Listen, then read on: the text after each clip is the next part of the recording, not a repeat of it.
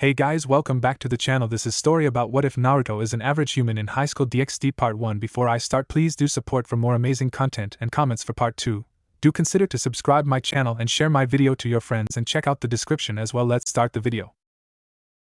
Damn it, you stupid alarm! Shouted a teenage boy around the age of 17, given his size and structure.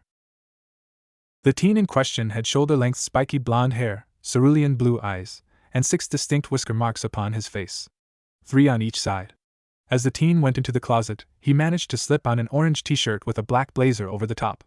The black blazer also had white accents that ran through it. Soon a pair of black pants joined the uniform, followed by white socks. Stupid alarm, stupid Mondays, stupid school, muttered the teen as he walked out of his small bedroom and into the bathroom across the hall. Looking at himself, the teen grabbed a toothbrush from a small holding cup and a tube of toothpaste, before opening the lid of the toothpaste and pushing some paste onto the toothbrush.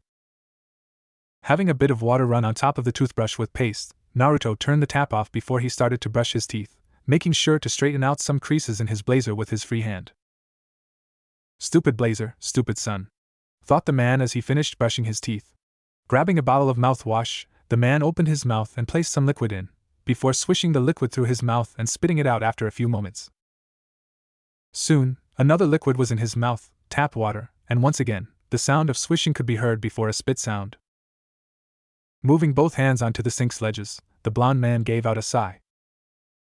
Come on, Naruto, just another day, better get there early so that Issei won't get killed, muttered Naruto, once again giving a loud sigh as he left the bathroom and walked towards the front door and slipping on some black sports shoes and leaving, making sure to lock the door behind him as he left before he ran back inside to make himself lunch and grab his bag. 15 minutes later, we find the blonde-haired man running with a sandwich hanging out of his mouth and his bag slung over his right shoulder. Shit! Shit! Shit! I've lived alone for the past 8 years and I still forget to make my own breakfast and lunch, shouted Naruto mentally, as he ran past multiple cafes and shops towards his school, Ko Academy. Running past the 2 massive gates, Naruto moved his head both left and right, noticing that no student was outside. He was so fucked. I know I wasn't taking over 40 minutes to make my lunch. Where the hell is everyone? Mentally cried Naruto comically, with tears falling down his blue eyes as he looked around before noticing the clock that was placed on the main building front. 7:45. Naruto stared blankly at the clock. His alarm went off early. Doing what any sane male would do after turning up to school early, he cried a little before going to one of the benches near the front of the school and placed his bag against the sidebar, before resting himself against the bench. Well, at least I got my phone still, thought Naruto as he felt the thing rummage around his right pocket.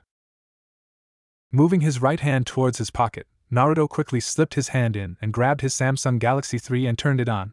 What happened next made him cry. 4% battery. Seeing this, Naruto looked towards the sky and moved his left hand up and pointed the finger. What have I done to you, asshole? Shouted Naruto, finger proudly standing as he pointed it up for the next few seconds, before moving his hand back down and giving a slight sigh. Ichiwai, Naruto! Shouted a voice towards the front of the gate. Turning his head slightly, Naruto got a sight of one of his original friends, Issei Haida. Issei had short brown hair and brown eyes. He also wore the Ko Academy blazer and white buttoned-up shirt, which he usually left open, showing his red shirt and matching pants. He also had white and blue sneakers. Getting up off his laying position, Naruto stood up and picked his bag up as he waved to his friend. Hey Issei! How's it going? Asked Naruto as Issei finally came to a stop right in front of him. It's amazing! Just this morning I got to see the lady who moved into Irina's house's big opal. You should have seen them. They had the firm round look and the bounced. Squealed Issei as he moved his hands into a groping position, causing Naruto to have a small twitch as he watched Issei squeeze the air in front of him. Naruto simply crossed his arms as he watched his friend continue with the air groping, before sighing slightly and smacking him over the head, causing Issei to have a small moment of depression as he lost the image of his and Naruto's neighbors. You see, when he was a kid, the government for some reason let a small 7-year-old own a house, with his billing be paid by the government until he was at an age where he could work. That kid was Naruto. So when he was 7, both he and Naruto had met at the park nearby and became friends. Seeing as they both had to go, it was a shock to the small 7-year-olds when they walked the entire distance back home in the same direction, before Naruto eventually stopped at the house that was 2 houses to his left. The house directly to his left was Irina's. Because of the close housing, Naruto and Issei became friends extremely fast, spending most of their time together at the park or at each other's houses. Soon after meeting each other, they met Irina at the same park. Both Naruto and Issei met and became friends. And while walking back home once again in the same direction, it had shocked the three that they had lived right next door to each other's houses, before Naruto made a comment about small world, causing the three to laugh. After that, the three were the best of friends until the age of 14 when Irina left with her family. It was quite sad, but the going away party was amazing and tear-worthy. "Yo! Issei!" shouted Naruto, clicking his fingers in front of the unresponsive face of Issei, until the brown-haired teen jerked his head back. "Oh, sorry about that," said Issei, scratching the back of his brown hair as he apologized, before his short, awkward smile turned into a perverted one. "So I was thinking the Kendo Club's new uniform comes in today. Wanna see them putting them on?" asked Issei, causing Naruto to shake his head slightly at his friend as his arms were still crossed. "Have you forgotten that they have kicked your ass so much times it's not even reported anymore to the office as it's a common occurrence? Or are you secretly a masochist who gets off from it?" asked Naruto, grin stretching as Issei went blank-faced for a moment, before he pointed a finger at Naruto. "Fuck you!" was Issei's comeback, causing Naruto to simply laugh and look at his watch. "Well, the class should be open by now, doubt anything would happen in the next few minutes. So coming with?" asked Naruto as he turned his body side-on towards Issei, who shook his head in a negative.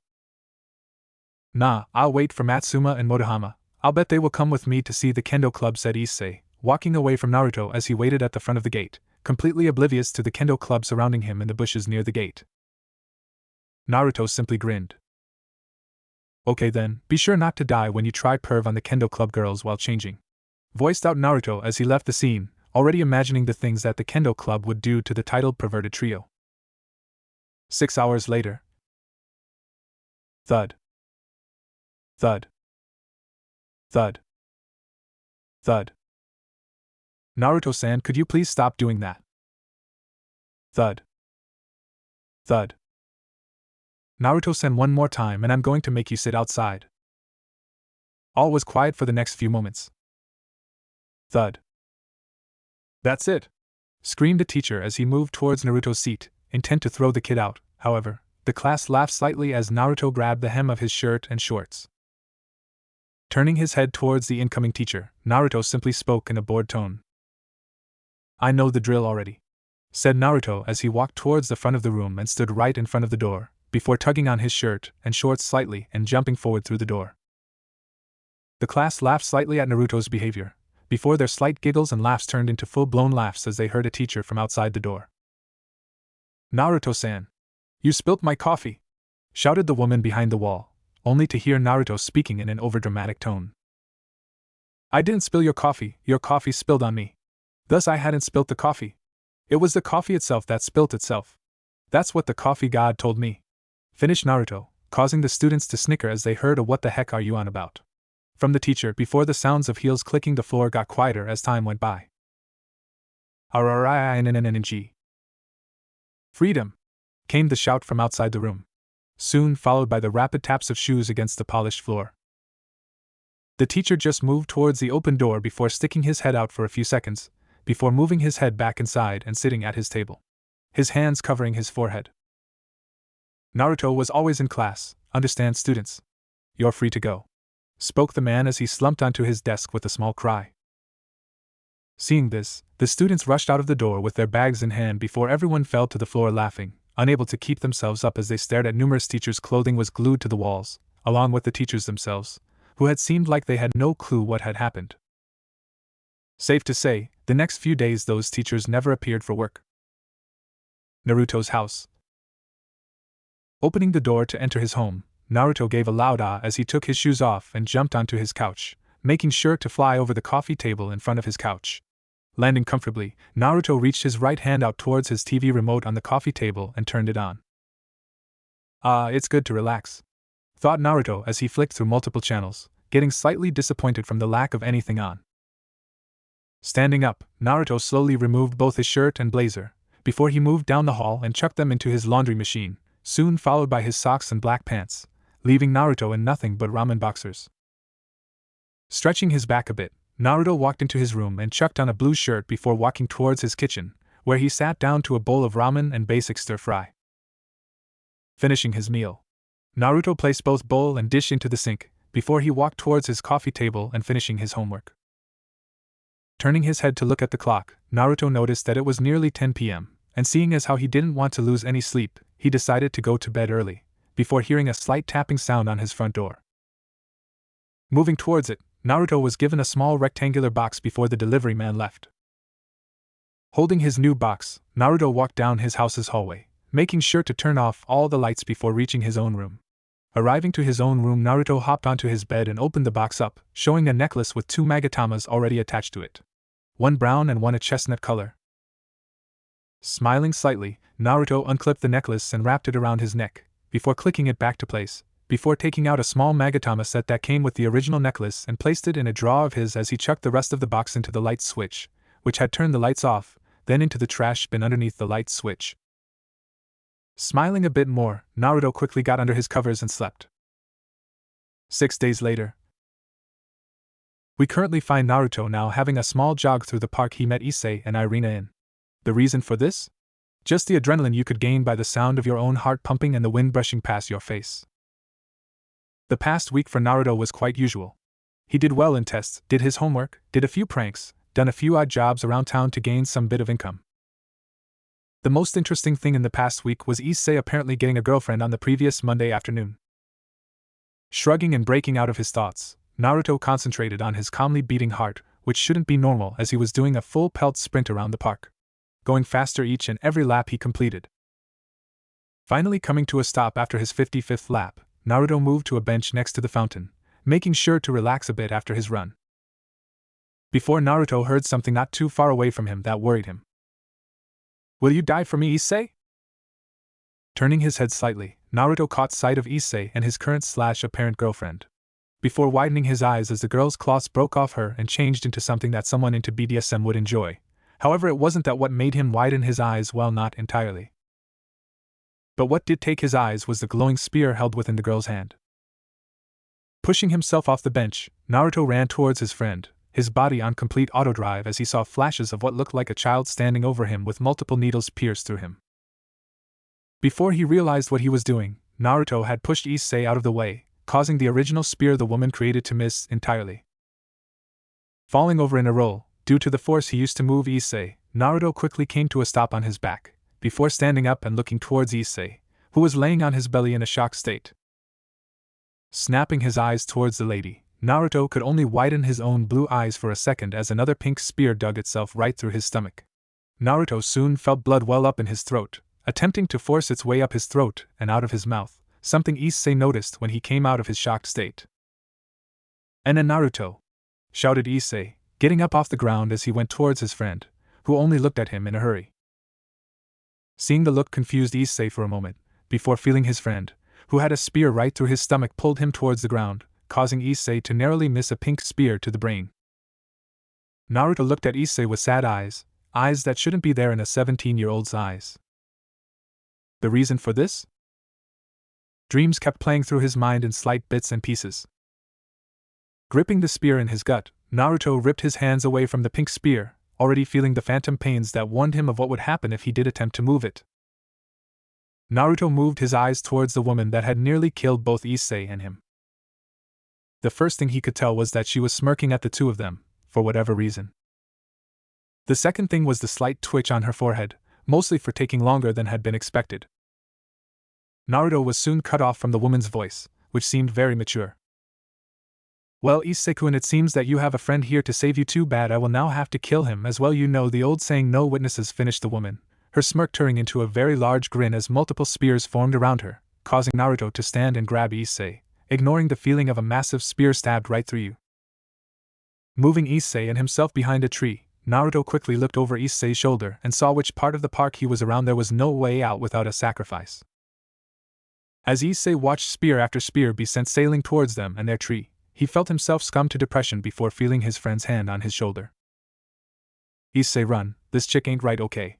It'll distract her while you ran, she is definitely after you, okay?" Finished Naruto as he didn't allow his friend to answer as he ran out of his hiding spot only to have multiple spears pierce right through his torso, causing Naruto's body to fall down lifeless, as if someone had just cut a puppet's string. Issei watched this with horror, as he saw his best friend just get skewered by multiple glowing spears. Just as Issei was about to move, however, he came to the sight of a spear shot right through his stomach, his girlfriend holding the spear personally as she smiled at him. However, the smile lasted only for a second as she chucked his body towards his friend's body. With bleary eyes, Issei watched as his girlfriend flew off, before looking towards Naruto once more. "Someone please help me, and please be a beautiful woman," spoke Issei before his eyes closed, not seeing a glowing red ceiling array appear. When the ceiling array disappeared, a young woman was seen standing. The woman had white skin, blue-green colored eyes, and a buxom figure. Her most distinctive feature was her long, beautiful crimson hair that reached down to her thighs, with a single strand sticking out from the top. Her hair also had a few bangs framing her forehead, and some bands framing her face as well. The woman also had appeared to wear the current female version of the uniform of Ko Academy, this being a long-sleeved, button-down shirt, with a black ribbon on her shirt collar, worn under a black shoulder cape and matching button-down corset, with a magenta skirt with white accents. She also had white crew-length socks and brown dress shoes on her feet.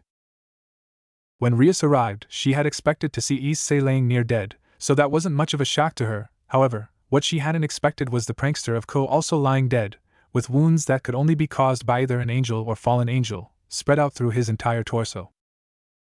Now Rias felt bad. She had been waiting for this moment to gain Issei into her peerage, but had not expected someone else to die within her plan. Moving forwards, Rias placed a hand over the young blonde's body and gave a sigh.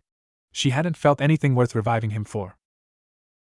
With a sad sigh, Rias turned away from the body before going over to Issei and reviving him, soon taking his body to be healed by her.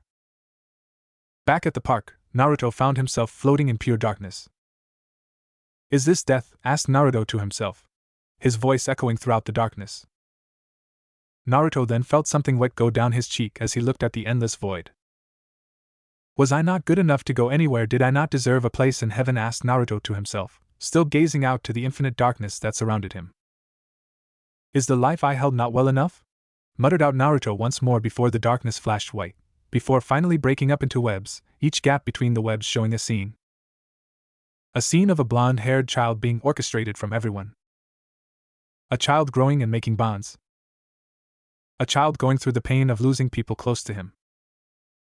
A child that brought peace to the world. Suddenly Naruto gripped his head tightly. He could feel something. He could feel himself. He could feel himself somehow complete.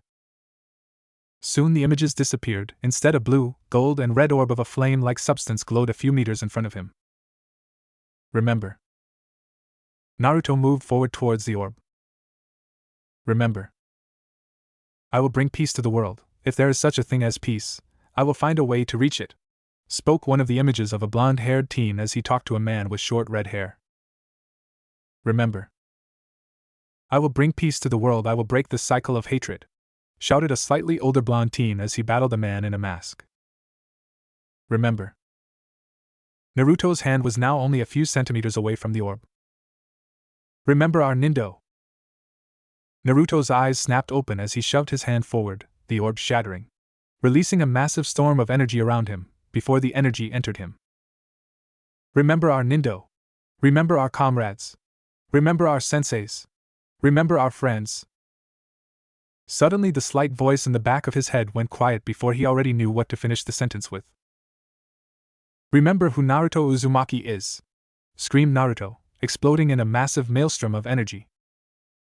If anyone looked outside, they would see a blinding blue light shooting from the park into the sky, soon joined by both a gold and red color, before eventually dying down and disappearing, like it never even occurred. At the park, the dying body of Naruto twitched, then twitched again and again and again before the teen's eyes snapped open, showing orange eyes with a pupil in the shape of a cross between a toad and slit, before slowly going back to a cerulean blue color.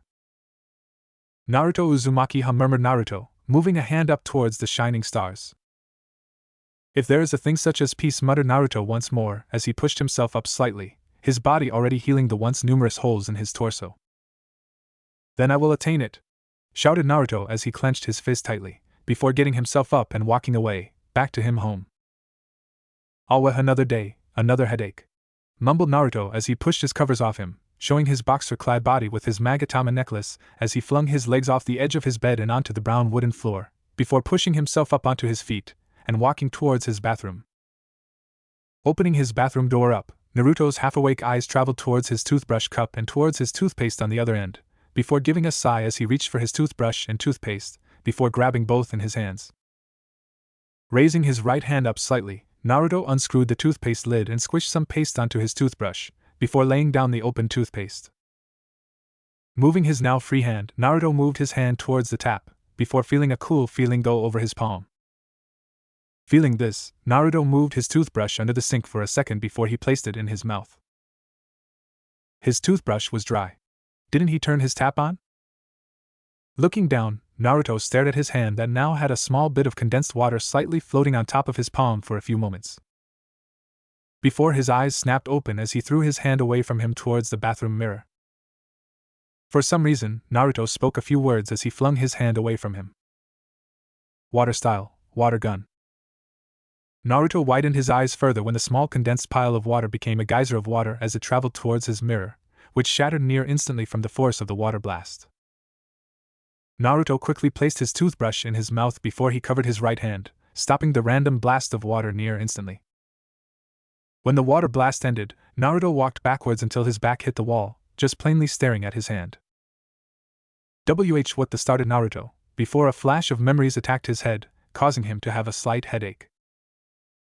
Naruto Uzumaki. I'm Naruto Uzumaki, the son of Kushina Uzumaki and Minato Namikaze, the Jinchuriki of Kurama and reincarnation of Hagoromo Otsutsuki, Rikuta Senin's son Ashura Otsutsuki. Finishing his slight monologue, Naruto walked out of his bathroom and walked outside, before throwing his finger up towards the sky once more. Fuck you, said Naruto before he returned back inside, currently going over what he now knew/remembered. Walking up to the stove, Naruto quickly turned on the stove to a moderate heat, before walking towards his fridge and pulling out a carton of eggs and a bag of uncooked bacon.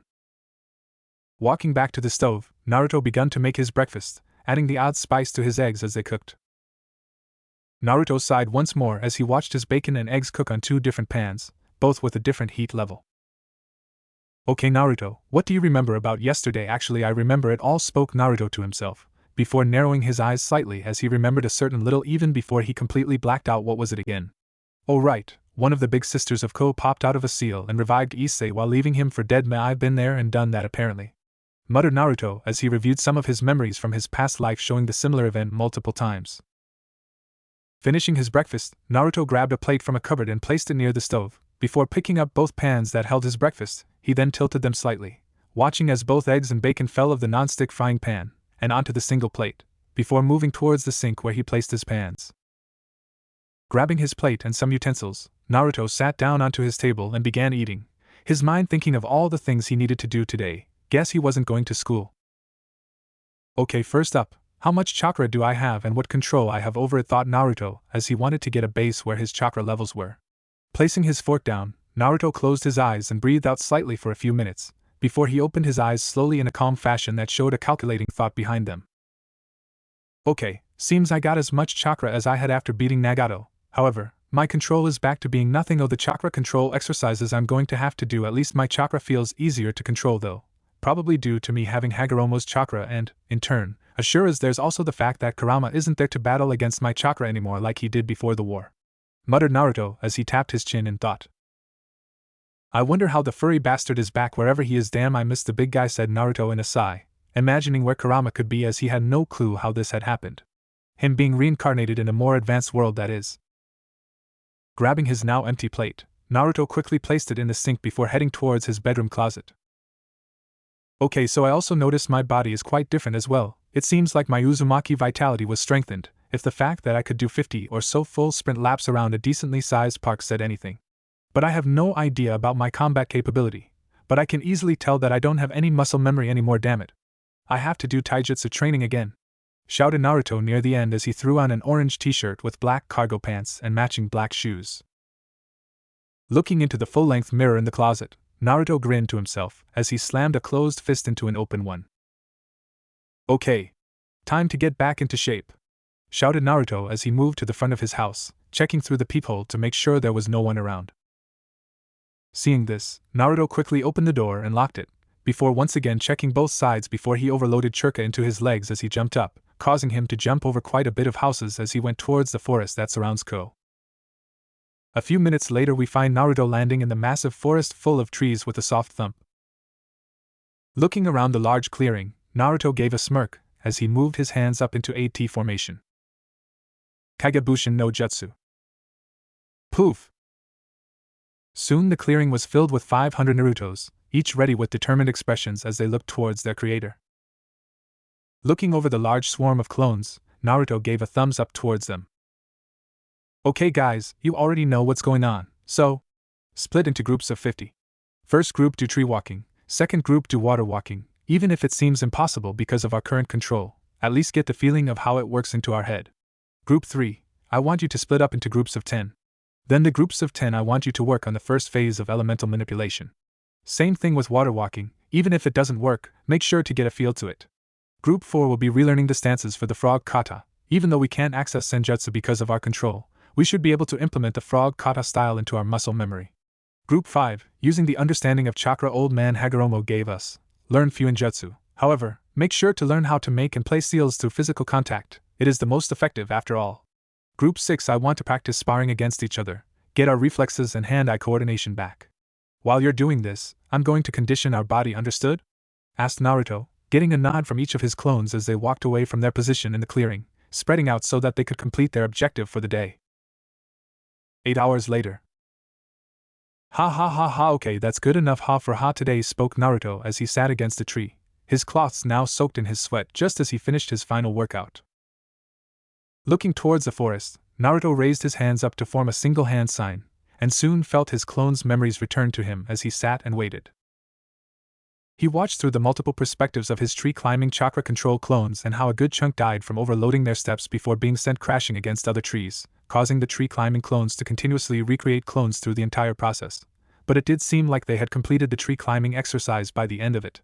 However, when he felt his water-walking clones pop, he was quite surprised to find out they had completed the exercise an hour in and had decided to mix it up with using the leaf balancing control exercise while walking in random patterns. He then got images of some clones walking with 10 leaves hovering his fingers as they walked around.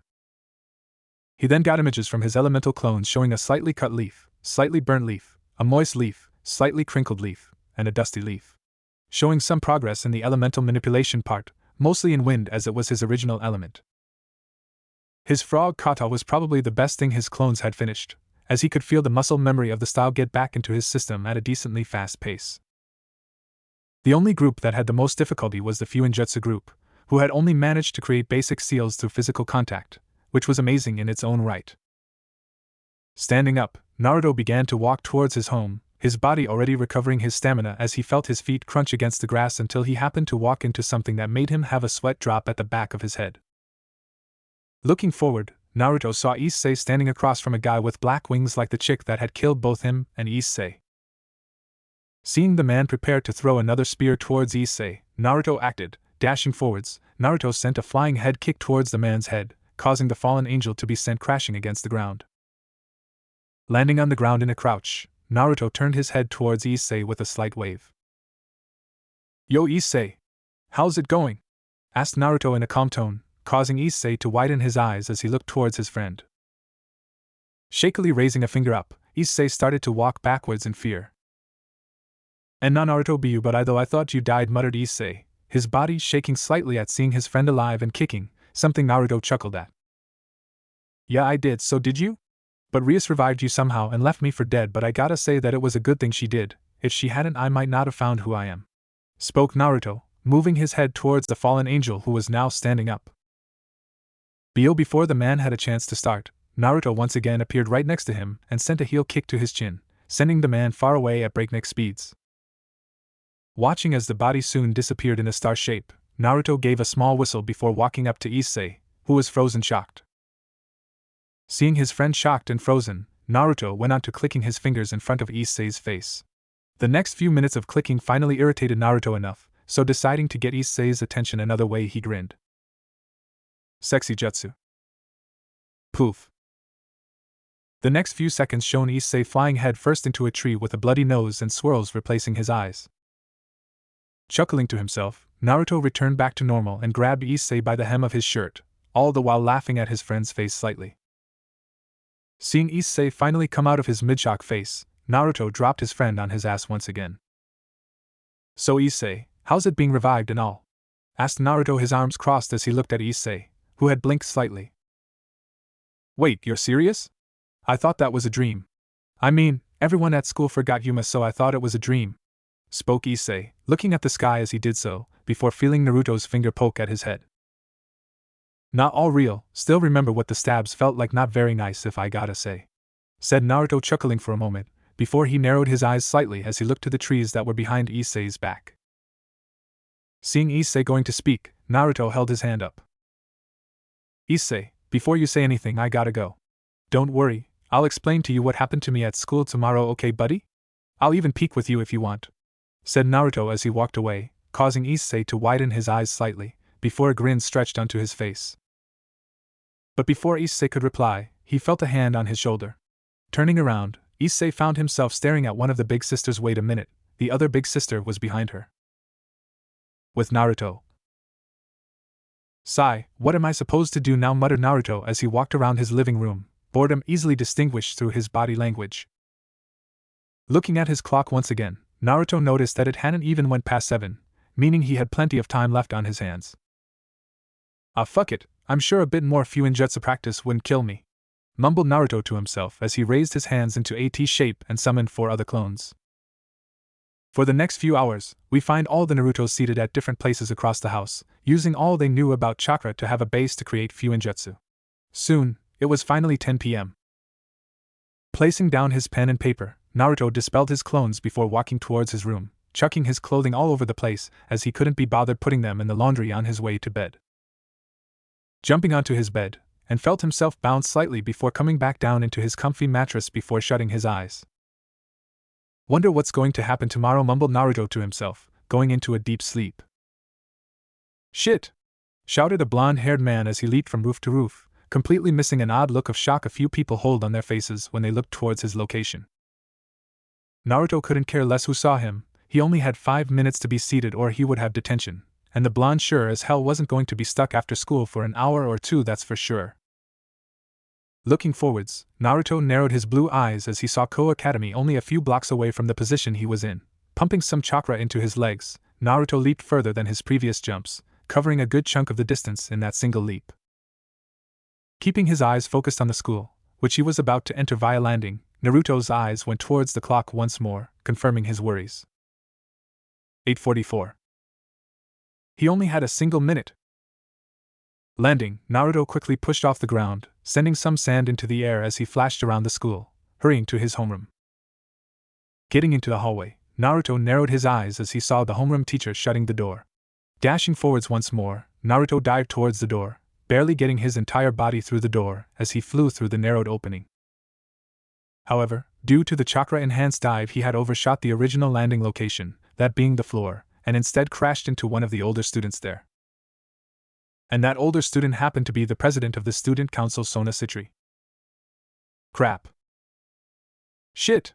Shouted Naruto as he and Sona went sprawling across the floor, with him finally coming to a stop with Sona laying on top of him. Just his luck, out of the few odd elder students that had the unlucky hand at sharing their homeroom, happened to be one of the most popular.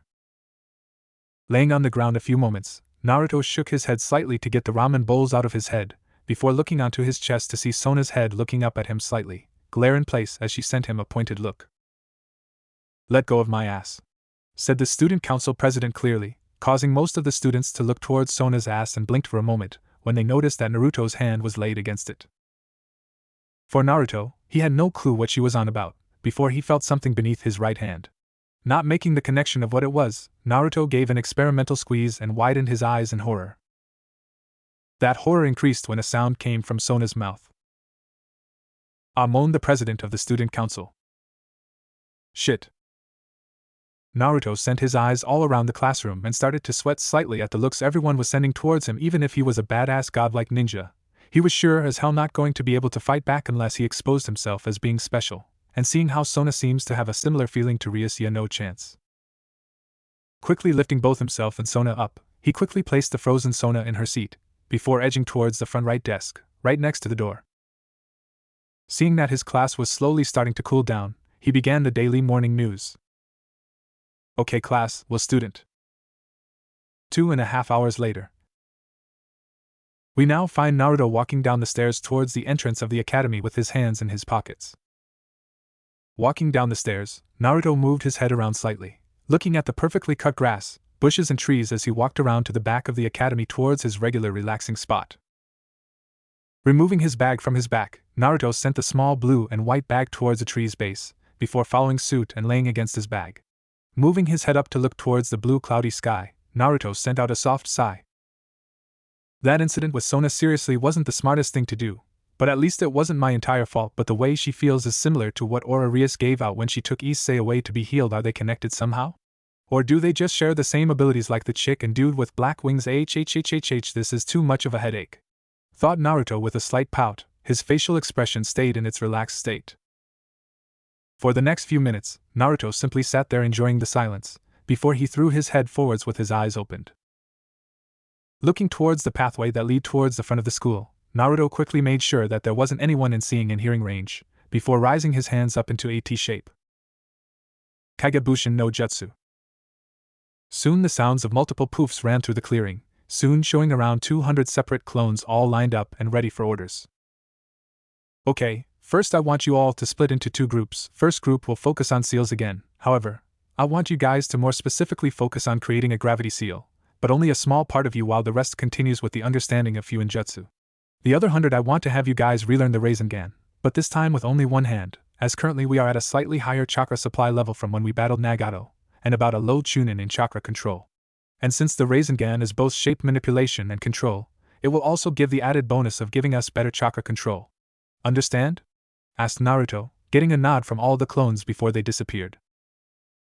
Seeing this, Naruto laid against his bag once again, before he lifted his right arm towards his face, before pushing the long sleeve back slightly, showing a seal printed on his wrist when he started to circulate chakra around. Moving a small bit of chakra into the seal, Naruto had a very big grin when a hot piping bowl of ramen came into existence. Laying the ramen down between his legs, Naruto tugged at the long sleeve to once again cover his wrist, before moving his left hand into his jacket pocket, that soon had some smoke coming out of it, along with a pair of chopsticks.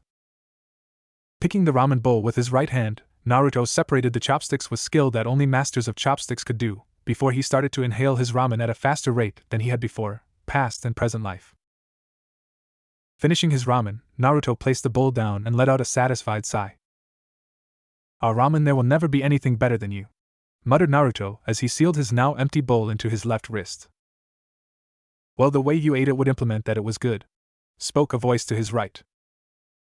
Narrowing his eyes as he knew who the scent/aura belonged to, Naruto disappeared and reappeared a few meters away from the tree, causing Sona to raise a single eyebrow in curiosity. "So I was right, you aren't a human after all. So what are you? Devil, angel, or a fallen angel?" asked Sona, her eyes narrowing at the last two she spoke of. Blinking, Naruto looked at Sona with a slightly raised eyebrow. "Devil? Angel? Fallen angel? Sorry, little Miss President, never heard of them before. But seeing as how you and a few others in the school, now including my friend Issei, seem to have a similar aura with each other, so which one are you?" asked Naruto, his right hand going towards his back pocket. Sona widened her eyes slightly. Naruto's body language and heartbeat told her that he wasn't joking about the question. He seriously didn't know anything about devils or the other factions. However, while she was thinking, she hadn't noticed another Naruto standing behind her with a kunai blade pointed to her neck. "Well, which are you?" asked the Naruto behind her, the one a few meters in front giving a small peace sign before poofing out of existence, causing Sona to widen her eyes behind her glasses further in shock. What just happened? A clone created by some different type of magic?" asked Sona, getting a raised eyebrow from the blonde-haired male behind her, kunai still positioned in front of her throat. "Magic? No, but that doesn't mean I'm going to tell you what it was. I've seen too much cartoons where if the hero tells someone something, it usually comes to bite them on the ass multiple times. Now, if you are willing to answer my question," asked Naruto once more, moving his kunai closer towards the president's throat, breaking a small bit of skin and causing a tiny amount of blood to drip down Sona's throat. Sona smirked at this.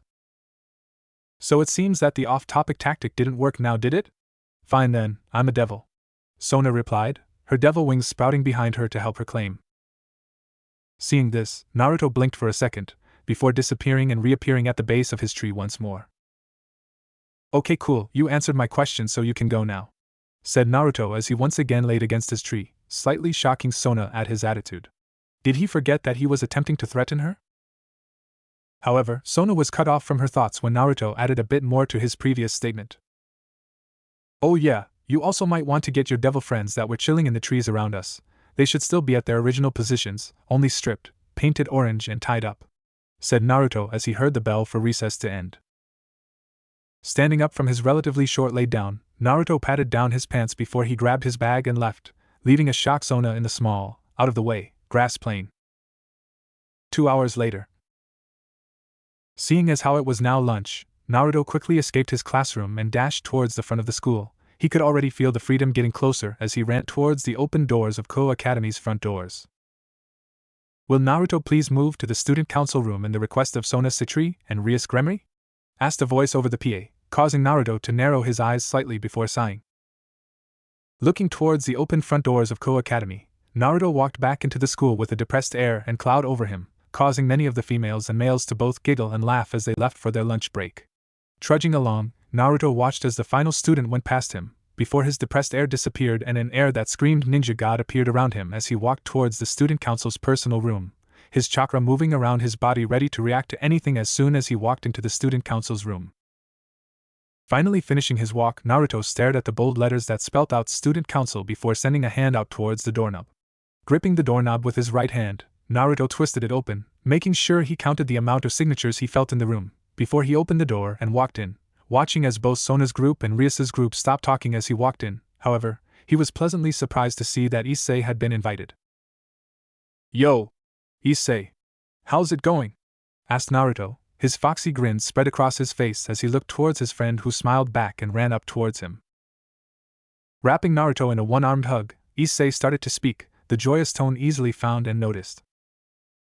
Naruto! It's great seeing ya! And thanks for yesterday, I could have died again. Well, that's what Bucho told me anyway, so thanks. Anyway, are you a devil as well, Naruto? Asked Issei, his and Naruto's one-armed hug ending with both participants a bit happier. Naruto waved his hand slightly. Nah, I'm not, just a plain old regular human who probably couldn't be revived by anything other than sheer will. Now that I think about it, it is nearly always my will that revives me or some girl either warning me from the future, or giving me her life from kissing me. At this, Naruto went silent as he started to count all the girls that either kept him alive or revived him via kisses on his hand, causing Issei to widen his eyes when he saw Naruto go on to a second hand and stop at 7. Seeing the situation getting out of hand, Sona cleared her voice.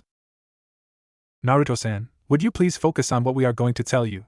Asked Sona, only getting a does the Sakura manually forcing my heart to pump and her breathing into me count. Yeah, it does, I guess. From Naruto as he was still counting, now in his tens or so. After a few moments of both Sona and Rias twitching, along with their members, not including Issei, who was staring at Naruto with a narrowed glare as he had reached about 18, he finally gave out a sigh.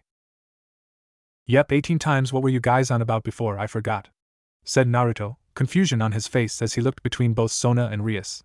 Just as Sona was going to open her mouth, Naruto had held up his hand as he just remembered something. Oh yeah, I forgot about that, mumbled Naruto as he rummaged through his pockets, before pulling them out showing that they were empty. Would any of you have a camera or something? Asked Naruto, only to be met with a shake of their heads. Giving out a sigh, Naruto just pouted a bit. Damn, I wanted to get this on camera, mumbled Naruto, causing everyone to raise a single eyebrow up at his random question.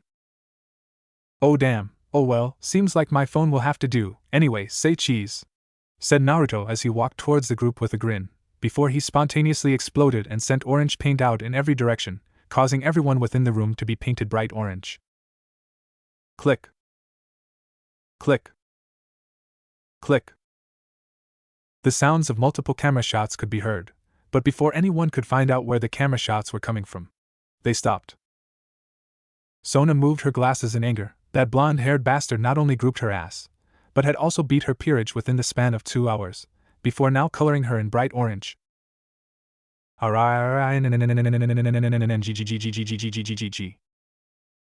Cue more twitches from Sona as one of the calmest people simply gave up and went towards the back of the room to the private student council members' bathrooms, Rias soon following. Issei stood there covered in orange for a second, before getting a twitch as he looked to the roof. Fuck you, Naruto, spoke Issei, before following the rest of Rias's peerage into the bathrooms. With Naruto Wahahaha! Laughed Naruto as he walked to his final class. He had just gotten the images of the apparent devil's faces as they got pranked, and he couldn't be more pleased, even though he had to prank his friend, but it was worth it. However, while he was walking towards his next class, Naruto looked out of a window to his left, staring at what seemed like a girl with long black hair standing on top of a telephone pole, staring directly at him as if she knew something. However, when he saw the girl's mouth move, Naruto had managed to pick up what she had lipped. Chakra.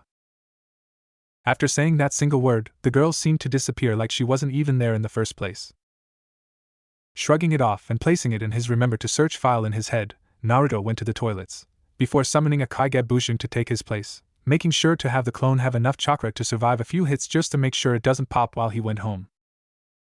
Seeing his clone go, Naruto sneaked out and headed towards his home, his body and mind exhausted from the day, before he looked at his right hand for a moment, before lowering it once more. "I'm not a pervert," mumbled Naruto to himself multiple times as he tried to forget the school council's president's ass and how it felt. Before he gave out a sigh and looked up. "Well, now that I'm even with Rias, I can finally go back to talking with Issei. Oh well, might as well get home and just sleep again," muttered Naruto before he heard something within the wind call out to him. The forest. The forest? Naruto asked himself for a moment, before shaking his head and using his speed to appear at his home in less than a few minutes. Finally finding himself standing in front of his door, Naruto moved his hand to open the door as he gave out a sigh once more. Well, tomorrow's a new day. Wow, okay, so pissing off two devils who are apparently very well connected isn't very smart, muttered Naruto as he looked at the conviction paper in his hand. So for the past few days he might have had pranked the living daylights of both the student council and the people in the occult research club at every opportunity they presented him, which was mainly whenever they attempted to talk to him in one way or another. The pranking also included Issei when he overheard Rias ask if he would either help him or Rias if they were in danger. His answer was Yubucho, but while Naruto had a slight grudge after that, the pranking more than made up for it. But then again, if he was friends with a guy who could stab him with a lightning-covered hand a few times, he could easily handle a single choice. But if he was fair, Rias would probably require the help while he would be fine. Looking at his used-to-be home, Naruto simply opened the front door and summoned some clones to seal his possessions in a scroll, which he would then seal into his wrist and open at a later date. Sealing his collectibles into his wrist, Naruto walked out of his old home, placing a paint seal on the side of the door for the new owners, which he had never seen or heard about before in his life, and he knew nearly everyone in the whole city, helping out nearly everyone helped in that regard. All were well timed to build a home in the forest, muttered Naruto, his school blazer open, showing his orange shirt as he walked with his hands behind his head, listening to the sounds of cars going by and birds chirping. "Ai!" shouted a voice beside him. Turning his head slightly, Naruto got the sight of a blonde-haired nun falling over. Turning around, Naruto quickly caught the nun, making sure not to grab anything, and lifted her up so that she was standing. "Hey! Are you okay?" asked Naruto, still holding the nun's shoulders to make sure she was not going to fall over. The small blonde-haired, green-eyed nun nodded, a small smile and blush on her face. "Why yes, thank you," said the nun in an embarrassed tone as she covered her cheeks with her hands, hiding the small blush that formed on her face from embarrassment. Waving slightly, Naruto laughed. "Ha ha ha, don't worry about it. It was the right thing to do. So where are you from?" asked Naruto, noticing that the girl seemed like she didn't know where she was going, if the embarrassed blush returning said anything. I'm from one of the smaller islands around. I had been sent to become a nun for the church here. Would you happen to know where that is? I'm a bit lost," said Asia in a sheepish expression as she looked around, causing Naruto to laugh slightly. "Haha, don't worry, I know where the church is, but I gotta ask why someone would send you here. Our church hasn't been used in what? 10 to 20 years? But I can still show you where it is if you want," replied Naruto, picking up Asia's bag for her as he began walking forward, Asia walking to his right with her hands above her lap. "Thank you," muttered Asia in a shy tone, only causing Naruto to look back at her with a small smile. "Don't worry about it, but first off, I feel something different about you than other humans. Are you an angel or something?" asked Naruto, causing the small girl to blink in confusion. "Me an angel? I may follow the Lord, but I am no angel. Maybe one day he will let me become one and I may serve under his guiding hand. After all, it was he who let me meet you, so, amen," said Asia, doing a small prayer for meeting the kind blonde man. Widening her eyes, Asia clapped her hands. "Oh, that's right. We haven't given each other our names yet. squeaked Asia as she stopped Naruto and turned him towards her, before putting her hand out. My name is Asia Argento. What's yours? Asked Asia, hand out waiting as Naruto sent his own hand forwards, connecting the two in a nice handshake. Naruto Uzumaki, said Naruto with a grin, enjoying the fact that he could now have a last name. Nice to meet you, Naruto-kun, said Asia, moving her other hand to also hold Naruto's. It's nice to meet you as well, Asia-chan, said Naruto as both he and Asia let go of each other's hand and continued walking towards the church. Walking through the park, Naruto felt a shiver run through his spine as he felt something, or rather someone, who would now always appear as a Uzumaki get ready to repay someone in ass-kicking, especially after the little event of his and Issei's rebirth. Feeling the certain someone's energy going towards his direction, probably for Asia as apparently no other being could sense a chakra user, seeing as how it was a requirement for any human, but without someone's chakra to strengthen theirs, like what the Rakuta Sennin did, there wouldn't be any other shinobi. And he was sure as hell not giving any chakra to anyone else, especially after all the things he remembered during his life. Turning his head towards Asia, Naruto gave a small grin. Hey Asia-chan, wanna see something really cool? But it has to be private, so how about we go behind that tree there? Said Naruto as he pointed to a tree that was quite thick to their left. Seeing the confused tilt for a moment on Asia's face, Naruto was sure he was going to have to do something to make Asia move, and quickly as he felt the signature coming closer. Now the reason why Naruto didn't want to fight the signature wasn't because he couldn't beat whoever it was, but the fact that the signature started to go in his direction when Asia appeared had put him off, and he wasn't taking the chance at Asia being injured in a stupid accident, which usually happens when he fights. He would either kick someone into something, setting a chain of reactions that would somehow make something extremely stupid happen, or he would have someone from the outside jump in and fuck everything up. Okay, muttered Asia in a nervous tone as she walked behind the tree, Naruto behind her with a shocked expression as he thought for sure she wasn't going to do it. Finally reaching the tree, Naruto made sure to send out a chakra pulse going through the air, making sure that there was no one that could possibly see them from an angle or directly view them. Seeing as how there was no one who could see them, Naruto placed Asia's bag against the floor before pulling up one of his blazer's sleeves, showing a kanji mark on his wrists. Seeing this confused Asia, however, her confusion quickly turned into awe when Naruto sealed her suitcase/bag into his wrists, before he wrapped an arm around Asia's waist and closed his eyes. Okay Asia, you might feel a bit dizzy, but trust me it will be cool, but don't blink, said Naruto as he moved his chakra around before both he and Asia disappeared from the park, causing the signal's host to come to a stop. Outside the church. Within the span of a second, Naruto had used the Shunshin no Jutsu to send both him and Asia to the front of the church, which instantly set Naruto off, as he felt the aura of the place oozed off. Asia-chan, you do know that there are fallen angels in there, right? Asked Naruto as he stared towards the main entrance of the church, almost missing the shocked look Asia held onto her face. What do you mean, Naruto-kun? The church is a place of God, spoke Asia, her voice timid as she noticed Naruto's serious look that he sent towards the church. Naruto narrowed his eyes further, as he felt multiple auras like the two he met a week or so ago. He instantly felt the negative emotions inside the church, confirming that it wasn't simply a mistake that the aura of fallen angels resided here. Looking towards Asia, he saw the look of a kicked puppy.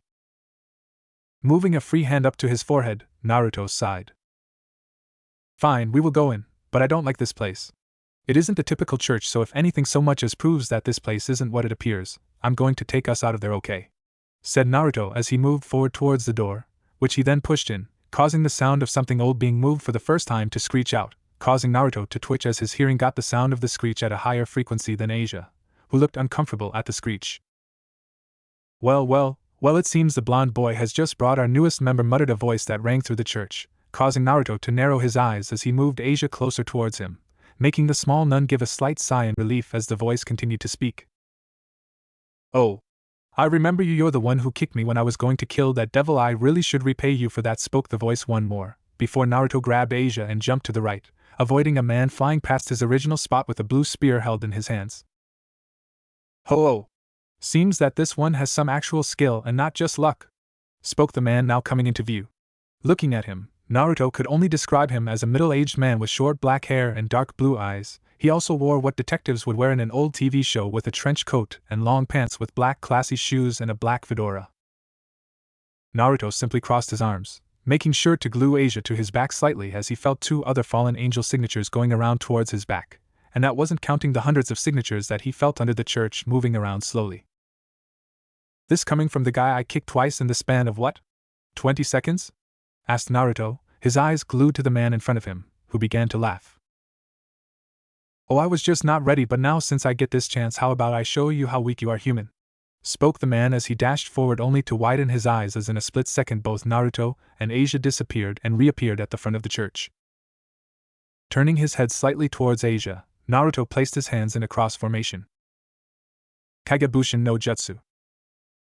Cue multiple poofs that appeared around Asia. The man widened his eyes further as 10 copies appeared around Asia and Naruto, each staring at the man with a blank look.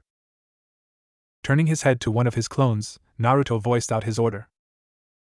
Take Asia to where our new home is going to be built. Don't let anyone go near her, especially if it's a fallen angel. I'm going to make sure that the fallen here won't hurt anyone else. Spoke Naruto, getting a nod from his clones as they heard their instructions, and with a poof of smoke, Asia and the 10 Naruto clones disappeared into nothingness. Looking towards the man in the detective getup, Naruto narrowed his eyes. You might want your friends to pop up. I'm also talking about the chick who nearly killed me a week ago who's sitting on the roof of the church. Spoke Naruto, causing laughter to ring out around, 3 voices contributing to the laughter.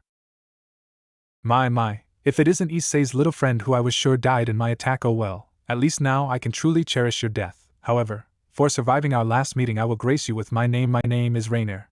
Spoke Rainier, beautiful face stretching into a grin as her black hair outlined her face. Soon 2 other fallen angels appeared. The one on the left was quite a tall figure with a buxom body. She had long, navy blue hair that had covered her right eye, her other eye being brown. She also seemed to wear the same BDSM outfit that Rainier wore, which barely covered her and woman part, causing Naruto, much to his embarrassment, to blush slightly. The girl on the right, however, had blonde hair and a twin-tail style with blue eyes. She, like the other fallen angels, had taken to wearing a BDSM-style outfit, which put Naruto off as she looked to be around the age of 12 to 13. She also had a black bow on her head. And your names are? Asked Naruto, his arms still crossed as he moved his eyes between the blue-haired girl and the blonde-haired girl. Calawarner. Spoke the blue-haired fallen angel in an arrogant tone. Middled spoke the little blonde girl in a cruel tone, causing Naruto to shiver slightly. Little girls with cruel attitudes just don't work well, thought Naruto, as he looked at the blonde-haired girl. Well then, seeing as you gave me all your names, how about I tell you something? Said Naruto with a grin. Seeing the grin, the 3 women and man looked at Naruto with a raised eyebrow. Oh, and what is you going to tell us? Asked Rainier with a grin. Are you going to ask us to spare you? No, I bet you're going to ask us to let you join us.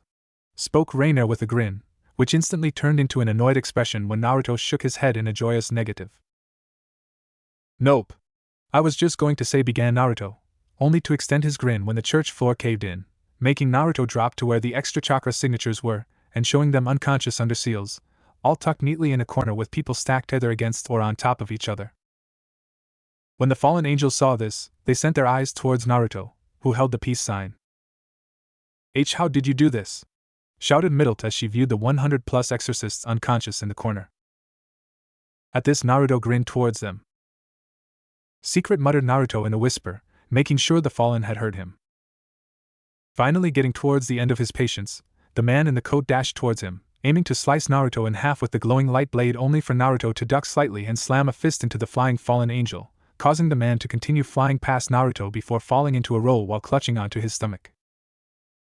Turning his head towards the rest, Naruto watched as the girls created light spears to float above their heads. He also noticed Rainier had a twisted grin on her face as she held her multiple spears above her head.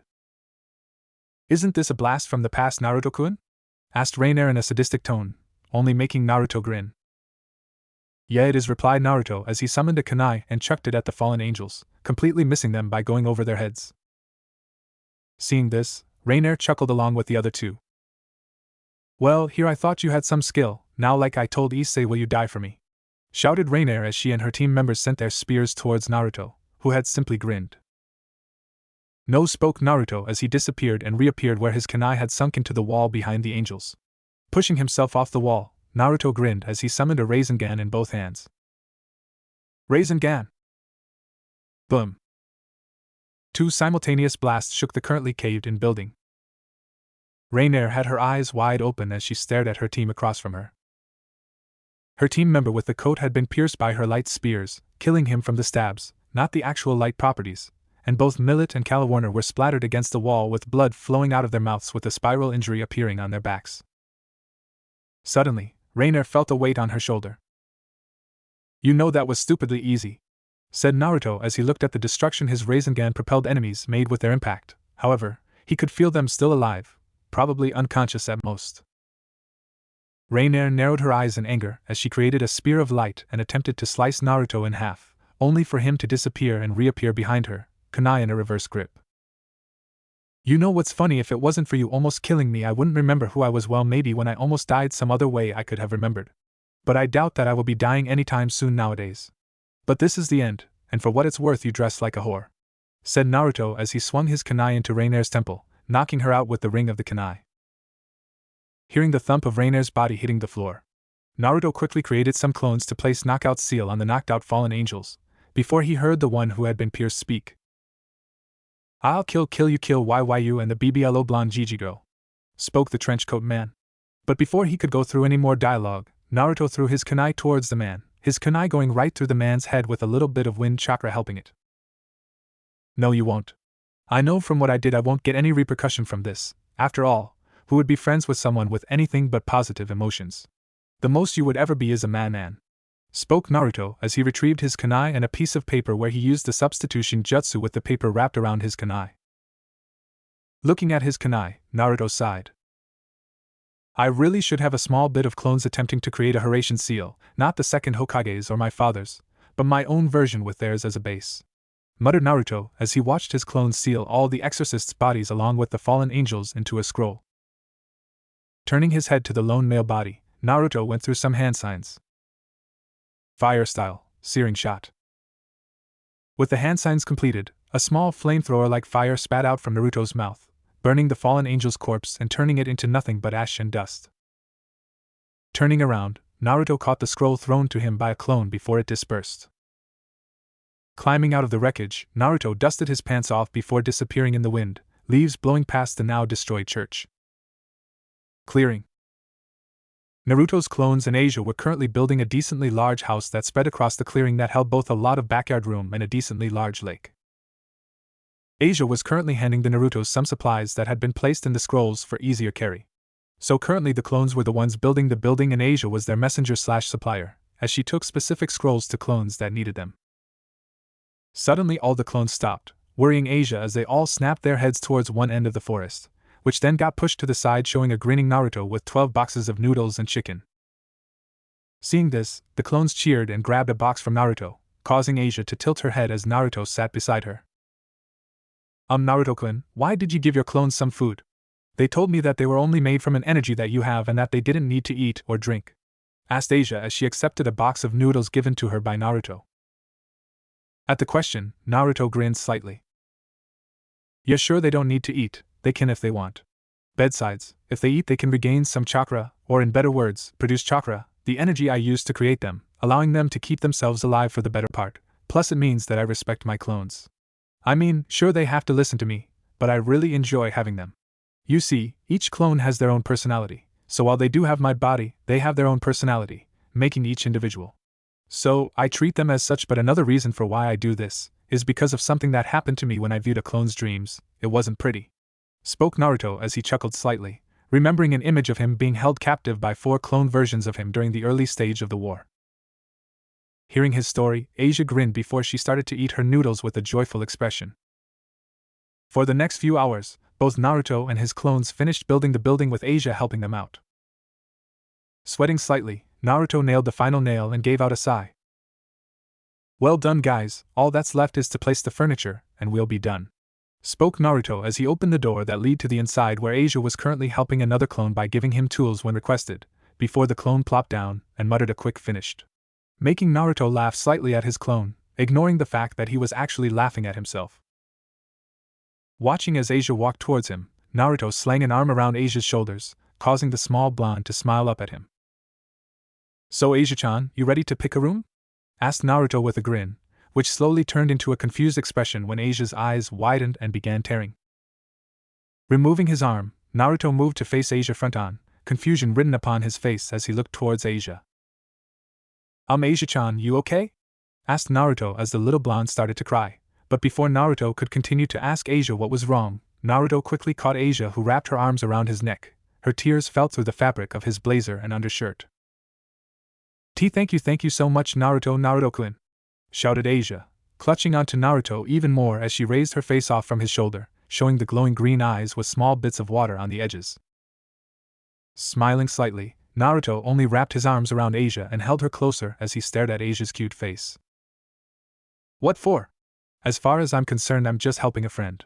Besides, it's slightly my fault that I destroyed the place you were supposed to go, but at least this way you're safe from those fallen angels, replied Naruto as he let go of Asia, who looked up at Naruto slightly. So which room do you want?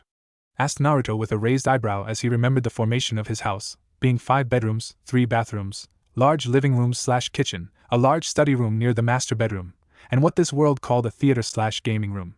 Then there was also the underground training field he has some of his clones currently creating, using seals to make sure that his house doesn't fall from the loss of dirt underneath his house, along with putting up resistance seals to his own design just for precautions. Naruto blinked when Asia pointed towards him. You, spoke Asia, causing the reborn ninja to tilt his head slightly. Me? Asked Naruto, still not getting what Asia was referring to. I said I want to sleep with you. Back where I came from, all of us did it, and I just feel comfortable with it, replied Asia, rubbing her thighs together as she looked away. Lucky for her, her nun outfit covered her activity. Blinking, Naruto nodded with a smile. Okay then, I'll have a second bed put into the main room then, said Naruto as he and his clones began to refurbish the house. Within a couple of minutes, the entire newly created house was fully refurbished. Walking across the brown wooden floor, Naruto yawned as he dispelled his clones, getting all their memories and their exhaustion as he did so. As he walked towards the living room, Naruto found Asia sitting there politely and waiting for him. Walking up to her, Naruto sat down and rubbed her head affectionately. Hey Asia-chan, would you like to go to the school I go to? It has a female-to-male ration of 10-1, so it should be easy for you to make some friends, while also being safe from perverts, said Naruto, gaining an excited look from Asia as she clasped her hands together in joy. Yes, Naruto-kun, yes. Oh, this is definitely the work of God. Me being able to meet you and become friends, to you also lending me a place to stay. Thank you, father, said the blonde nun as she done her prayer, causing Naruto's right eye to twitch when Asia thought it was God who told Naruto to do the things that he did. Looking towards a window while Asia wasn't looking, Naruto sent the middle finger out of the window towards the sky, only to blink where he saw the clouds shifting into a face and grin at him, before turning back into regular clouds with random shapes. Naruto stared at the clouds for a few more moments, still kind of in shock at seeing the clouds do that, before shaking his head and summoning another clone. Yo! Mind doing me a quick favor and register Asia's into our school, and also make it so that she is reported to be in our year in class, just so that we can make sure she's safe most of the time. Seeing the clone nod, Naruto gave a thumbs up and smile as the clone left, taking a cookie from the counter that Asia had been eating from before. Shaking his head at his clone, Naruto looked towards Asia, who looked down towards her cloths. Naruto-kun, I didn't have my sleeping cloths with me, as churches give the nuns their cloths when they arrive. Do you think that? Asked Asia with her twiddling her thumbs as she looked nervous a bit. Naruto simply raised a hand up, before he disappeared within a blink of the eye, before returning a few moments later, bag in hand full of sleeping cloths for women. Scratching the back of his head slightly with his free hand, Naruto gave a sheepish laugh. Sorry if they don't fit, I didn't really remember to get your sizes and I may have tripped an alarm when I appeared in the middle of the mall, so yes, sorry about that, Asia-chan, said Naruto as he handed Asia the bag full of sleepwear, causing the blonde to smile at him and give a small hug. It's okay, Naruto-kun, thank you, said Asia as she went to the nearest bathroom, not too far from the large kitchen/living room. As soon as Asia left, Naruto's clone appeared, holding a pair of documents. I've done what you asked. I also took the liberty of making hundreds of copies of every document we got, including the document that shows that we bought this property.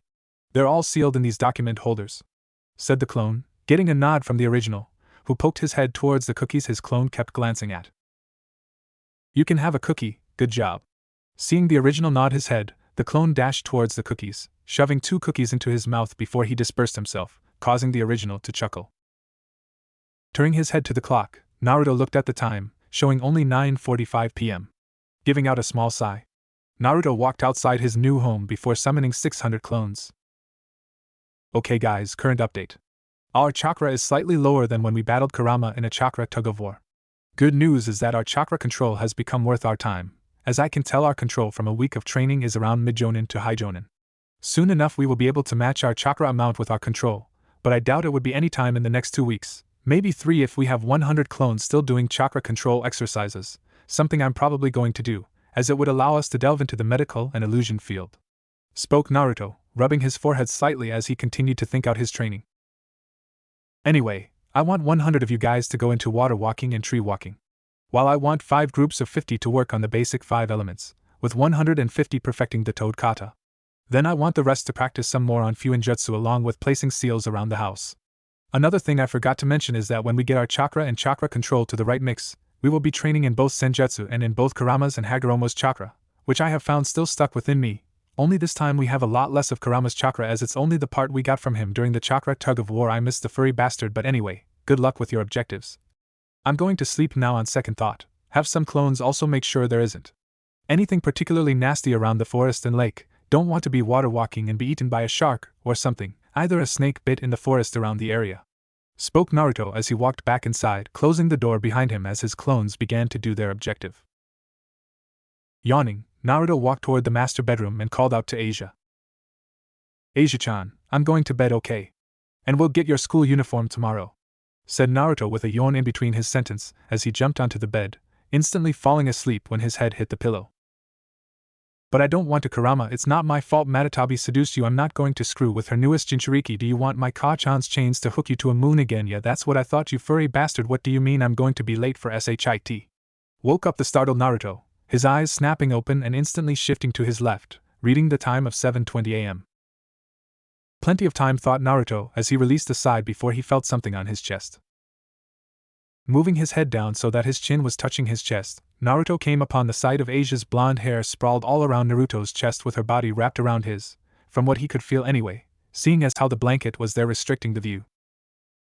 Lifting his left hand up, Naruto started to rub Asia's head, slowly waking the blonde girl up from her slumber. Hey Asia, we gotta get ready soon, remember? School, muttered Naruto in a soft tone, slowly awaking Asia, who simply lifted her head and saw Naruto's blonde spiky hair and blue eyes and whisker marks. Can't forget those. Morning, Naruto-kun, spoke Asia, as she lowered her head back to Naruto's chest, intent to fall asleep once more. Seeing this, Naruto had to resort to option 2 when faced with these situations. Lifting himself up, Naruto made sure to wrap his arms around Asia's small blue sleeping gown and carried her towards the kitchen/living room. Having created a clone, Naruto quickly used the substitution jutsu to swap places with his clone, who was all too happy to start patting Asia's head, making the smaller blonde squeal in joy at random moments. Summoning 2 Kagebushins, Naruto left towards the shower, quickly cleaning himself as he wanted to get to school early to make sure Asia had all her classes that she could with him. Feeling the water droplets hitting his skin felt nice. Using a heating seal made the water at a very nice heat as it dropped from the shower head and hit the occupant, making sure that while the water is nice and warm, it's not too hot either. Quickly getting out, Naruto then proceeded to dry his spiky hair with a towel, making sure that there wasn't any water within his blonde mane. Quickly chucking on his black pants and orange shirt, Naruto walked out of the room, his black blazer sitting on top of his shoulder as he walked towards the kitchen, where the sounds of Asia eating was heard. Walking into the room, Naruto couldn't help but smile slightly as Asia was eating many different dishes that he knew for breakfast. Standing on the edge of the wall for about a minute, completely missed by Asia, Naruto felt a clone tap him on the shoulder and open a bag that held the girl's uniform for Ko. Nodding to his clones and giving him the instructions to disperse, Naruto walked behind Asia's chair and covered her eyes with 2 hands. Guess who? Asked Naruto, making his voice seem very old. Unfortunately, Asia knew who it was. Hello, Naruto-kun, said Asia as she turned in her chair to look at Naruto, who held her new school cloths in front of him and low enough so that Asia could see what was in the bag. Naruto grinned slightly as he widened the bag further. I got your new school uniform. So how about we leave early today and set you up for school? Asked Naruto, getting a nod from Asia. Okay, replied Asia as she took the bag from Naruto's hands and walked out of the kitchen/living room, and into the closest bathroom. In the next 10 minutes, both Asia and Naruto are sitting at the front of the school with Naruto having a narrowed glare towards the ground, Asia patting him on the back. "It's okay, Naruto-kun, just because we're only in mentor together doesn't mean you can't protect me. Besides, the Lord's faithful guidance will warn you if I'm in danger," said Asia as she hugged Naruto, getting some looks from the other students before they shook their head and got on to their own business. Naruto simply grinned at Asia's answer. "Yes, sure he will, but you're right, if you are ever in true danger, I will be there to help you, Databayo, believe it." At that, Asia smiled and stood up, ready for first day of school. "Let's go, Naruto-kun," shouted Asia as she jumped up and down in an excited fashion, causing Naruto to widen his smile. "Okay," replied Naruto, holding Asia's hand as they walk into the front of the school, catching the attention of a certain red-haired woman who looked at Asia in a critical view. "May have a sacred gear, lucky I managed to have the girls' classes rearranged so that I or my peerage members were in most of her classes. Now how to approach, I can't take as much time with Riser coming any week now, I might have to give myself to Issei to break out of it if necessary," mumbled Rias to herself, biting one of her fingernails as she watched as both Naruto and Asia walked up the stairs, causing Rias to stare at the blonde reborn ninja. "What are you, Naruto?" asked Rias out loud as she saw both him and the new student Asia disappear around the corner. Kiba called out Rias, watching as her blonde knight appeared within a few moments. "I need you to keep Naruto away from the new student Asia as much as possible. From what I guess, she holds a sacred gear, however, I'm not sure which one," spoke Rias as she kept her eyes glued to the last location she could see both Naruto and Asia. Kiba nodded. "It will be done, Bucho," replied Kiba before he left. With that done, Rias looked back at her table, a chess board with multiple pieces still missing with only a few on it. "It's not enough," muttered Rias once more, before leaving for the showers in the clubhouse, aiming to let some stress soak out of her body. 1 hour later. Currently, Naruto was drawing in his book, The Image of Konoha from his father's head on the Hokage monument. After seeing Konoha from that view, he had gotten a near-perfect picture image of it, making it easier for Naruto to draw it with perfect accuracy. "Psst, hey Naruto," came a voice behind him. Turning his head around, he noticed that it was Issei who spoke to him. Since when was Issei in this class? Yo?" asked Naruto, completely not sure how to talk as he practically dropped Issei as a friend since the pervert didn't talk to him after being a devil. Issei rubbed his head slightly and chuckled nervously. "Do you know who that new blonde chick is? Looks so cute and I wanted to have a shot at her," asked Issei with a slight laugh, which slowly died down after seeing the blank look on Naruto's face, which secretly stated, "I'm going to prank you, and when I do, you will not leave your house due to the shame." Before he turned around and continued his drawing, causing Issei to have a small waterfall tears appearing on his face. 1 hour later. Currently we find Naruto walking across the town, hands in pockets as he walked towards a regular sweet shop he regularly visited as he ditched the last period of class via a Kaigabushin taking his place. This was also the method he used to make sure Asia was safe in all her classes. Seeing the sweet store, Naruto removed his right hand from his pocket and pushed the door open. The ringing bell announced his arrival.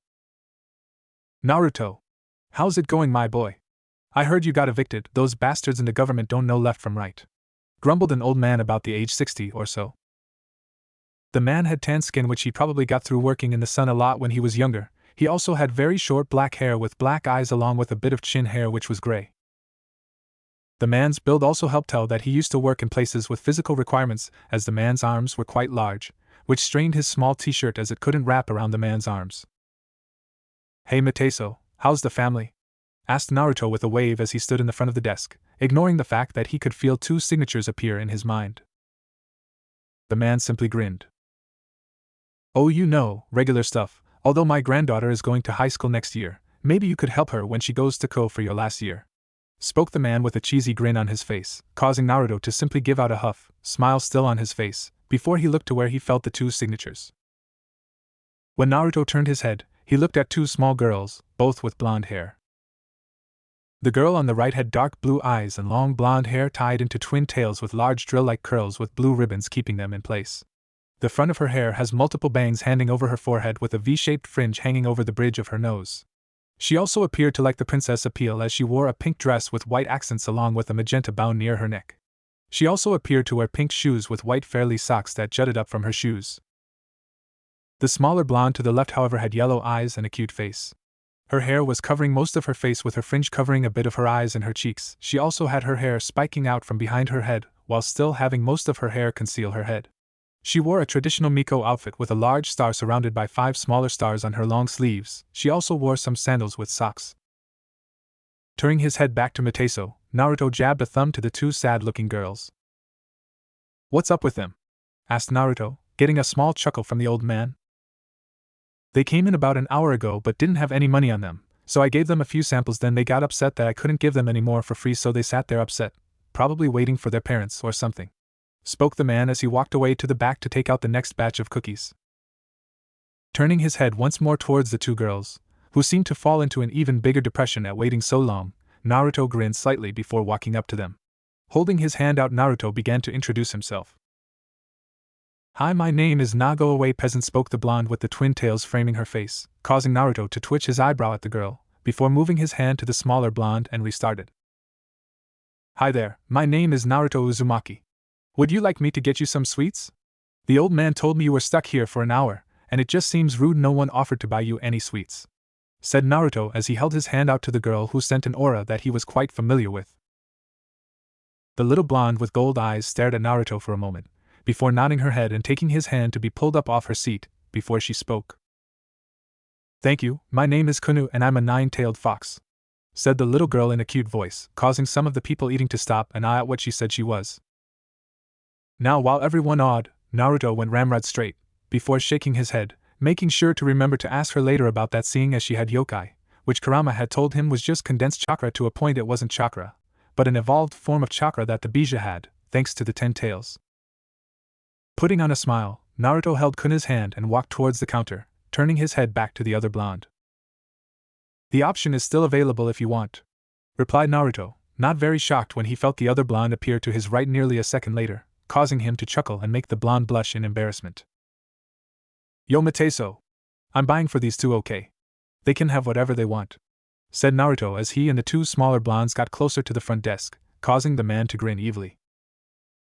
"Oh, are you sure, Naruto?" asked Mateso with a grin stretching his face, as he looked towards Naruto. Seeing this, Naruto just nodded hesitantly, only to watch as Mateso pulled out 4 large bags filled to the brim with lollies, with 2 more neatly sorted bags full with cakes and pastries. "Are you sure now?" asked the man with a grin, noticing the 2 girls looking down as to expect another person to run out of the shop. "Sure, can I also have a golden mud cake with 4 boxes of dango?" asked Naruto as he pulled out 700 yen, 1 yen equals $1, and placed it on the counter, causing the 2 smaller blondes to look at him in shock, before the blonde who called herself a Kyubi jumped onto his back. "Yayo wai! You're my new best friend!" shouted the golden-eyed child, who was now strangling Naruto with her reverse hug, which Naruto didn't seem to mind as he used wind chakra to replace the needed oxygen his body required. The other blonde that Naruto hadn't gotten their names simply stared at Naruto with shock for a few moments, before she hugged him. "You better be happy that someone of my prestige is hugging you," muttered the girl, before letting go and looking at him. "My name is Ravel Phoenix," spoke Ravel as she turned her head to the mountain of pastries and sweets. Naruto looked at the 6 or so large bags with a grin, then sweat dropped when his order was placed in a separate bag to the left, with Mateso giving him an evil grin. "You can keep the change," said Naruto with a slight squeak, causing the man to grin as he placed his order in one of the large bags. Naruto sent the old man a small glare before picking up all 6 bags, 3 on each hand, surprising a few people there as they decided they wanted to see how heavy it was and could barely lift a single bag a millimeter off the table. Must be why the old man put everything in the bags on the counter, as he filled them up. Turning around, Naruto walked towards the door, kicking it open as he couldn't use his hands, causing both Ravel and Kunu to sweat drop slightly as they were going to open the door for him. Walking behind Naruto, they watched in surprise as he went into an alleyway, making the 2 girls jumpy as they followed after him and their sweets. However, when they went into the alleyway, they watched in shock as 2 identical copies of Naruto appeared and took the bags of sweats. Naruto then turned to them and motioned them to come towards him. "Okay, since I don't exactly want to be walking around with that much sweats, I'm going to take you 2 to my house to eat them, okay? But I need you 2 to hold my hand as I will be making us move at an incredibly fast speed to reach the location. It's just outside of the city," said Naruto as he held his hands out for both of the blondes. Watching as both gave their hands, Naruto gave a slight grin before disappearing with the two girls. Naruto's house. Appearing not a moment later, Naruto watched as the two blondes started to walk like the floor was moving, before standing up straight without any signs of dizziness shown. Smiling, Naruto clapped his hands together. Okay, so we can either eat here outside of my house, or we can eat inside. You can choose, said Naruto as he crossed his arms over his chest, a gnawing feeling appearing in the back of his head for some reason. Inside, both said simultaneously. Nodding, Naruto went towards the front door and sent a burst of chakra, making the door open without any problem. Walking inside, Naruto took his shoes off and left them at the front as he walked towards the large living room/kitchen. Seeing his two clones, Naruto waved them off after they had neatly placed the sweats and pastries into categories and groups, making it easier for them to pick and choose. Turning his head around, Naruto noticed both Kunu and Revel staring at the quite large house with slight awe, before they quickly caught up with Naruto and jumped onto the couches, shocked at how comfy it was. Chuckling slightly, Naruto moved the sweats onto the coffee table with some plates for the two girls, who instantly dug in. Chuckling slightly, Naruto ate his dango quite slowly, enjoying the flavor as he bit into the small ball covered in sauce. Soon the entire sets of pastries were gone, along with all the sweats, mostly consumed by Revel, much to her embarrassment. However, most of the pastries went to Kunu in that regard, who also mimicked Revel in embarrassment blushes. Putting down his plate, Naruto sent the two a small grin. So you two, enjoy yourselves? Asked Naruto, getting a nod from both girls, before his face went slightly curious. So why was there a devil and yokai in a sweet shop? Asked Naruto, getting the two girls to widen their eyes, before Kunu jumped at his face, prepared to scratch it to smithereens while Revel summoned some fire around her hand. Naruto simply grabbed Kunu under her armpits and held her away from his face, now noticing the claws she had along with the 9 golden tails wagging around her behind. Hey, calm down, I was just asking a question, damn it! Shouted Naruto with a sighish tone as he felt the small apparent 9 tails calm down in his hands, along with Revel, who dismissed her flames. Giving out a slight huff, Naruto lowered Kunu onto the soft couch, making sure her tails didn't get squished underneath her. Sitting back down, Naruto began to ask them questions. So I guess you weren't joking about being a 9-tailed fox, Kunu-chan. Is there a chance that you know of a Kurama if there is more of you? Asked Naruto, looking at the golden-eyed blonde, who simply shook her head. I have never heard of a Kurama. There is only 2 Kyubis, and that's me and my mother. My father was just apparently a young human she met, spoke Kunu. Naruto gave a small sad sigh, before looking at Revel. So I know that Kunu-chan here is a Kyubi, and I know that you're a devil, but what are you specifically? Asked Naruto, only to get a huff from the girl. How you don't know who I am already tells me you're a weaker being, after all. All devils know of the Phoenix clan. You know, the clan that is held highly due to us being nearly impossible to kill with our super regeneration and our supreme control over both fire and wind. Like a phoenix, how do you not know of us? Asked Revel when she saw that Naruto only looked at her blankly.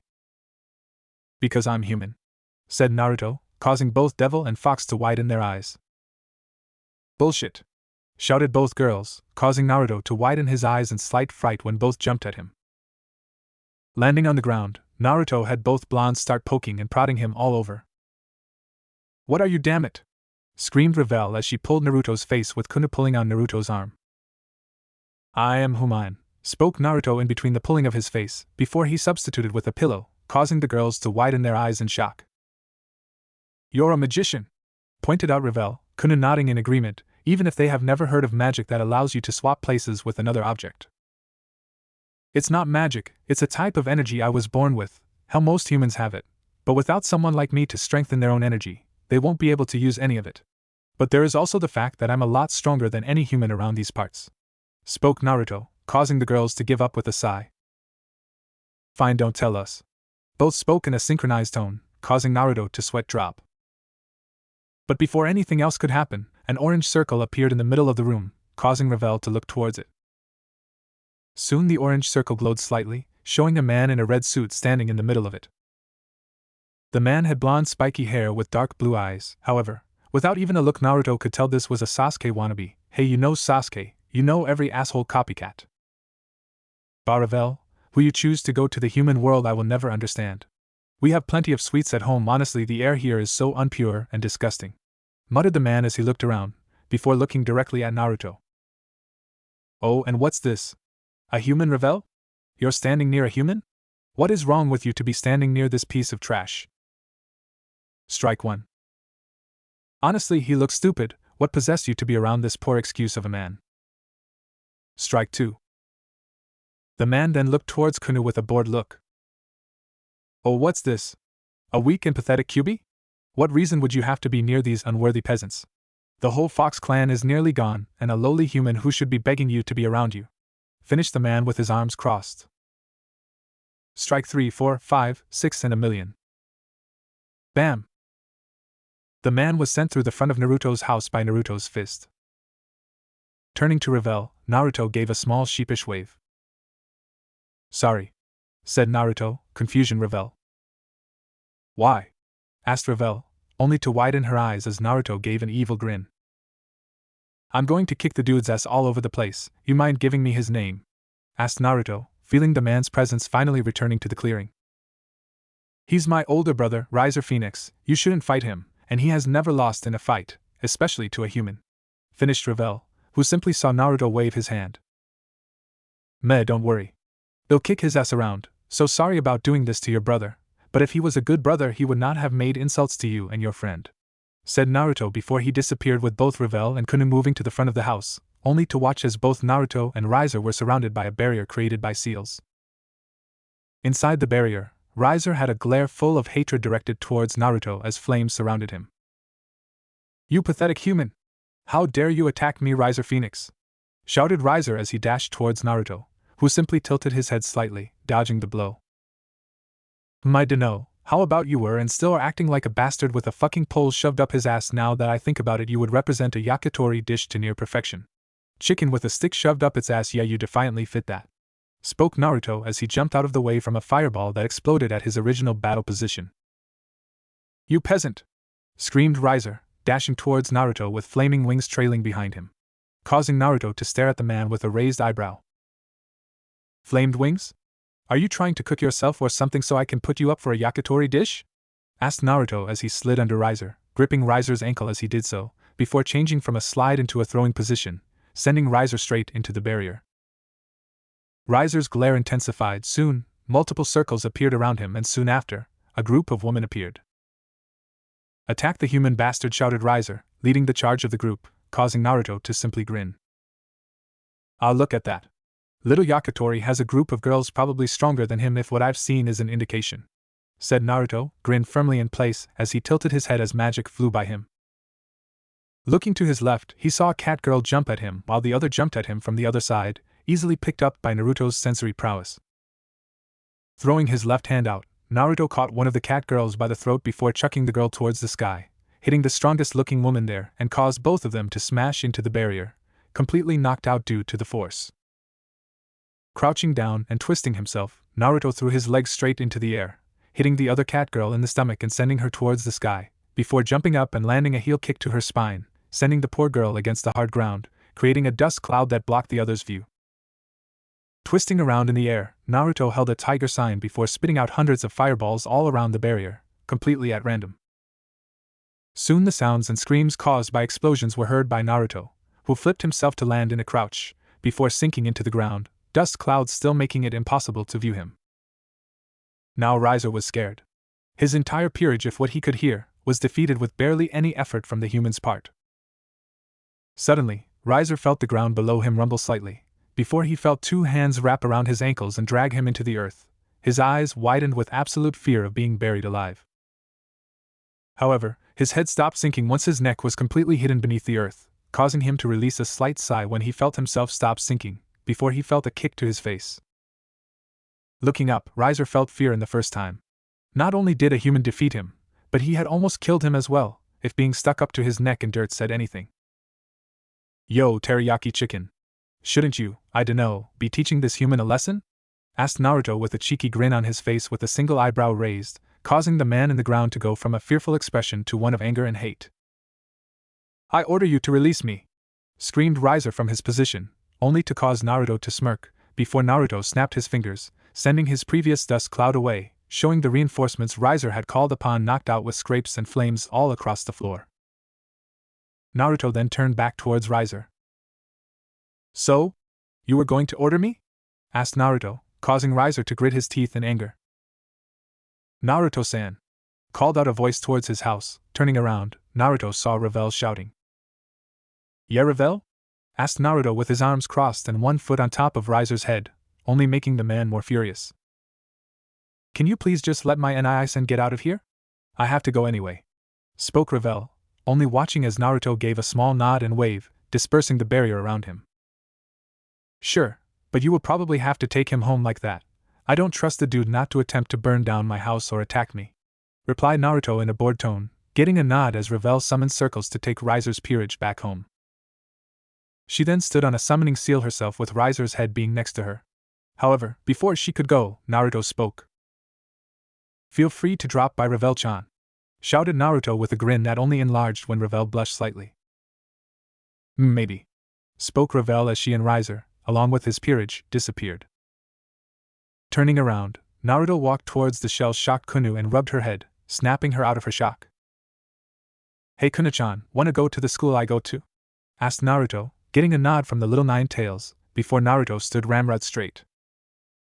Never mind Rias, you and your peerage get out now, spoke Naruto holding Kuna's hand within his own, causing the little kitsune to smile slightly at the warmth feeling she felt. Soon Rias and her peerage dropped down from the trees, shock written upon their faces, but what shocked Naruto was the odd aura he felt from one of the devils.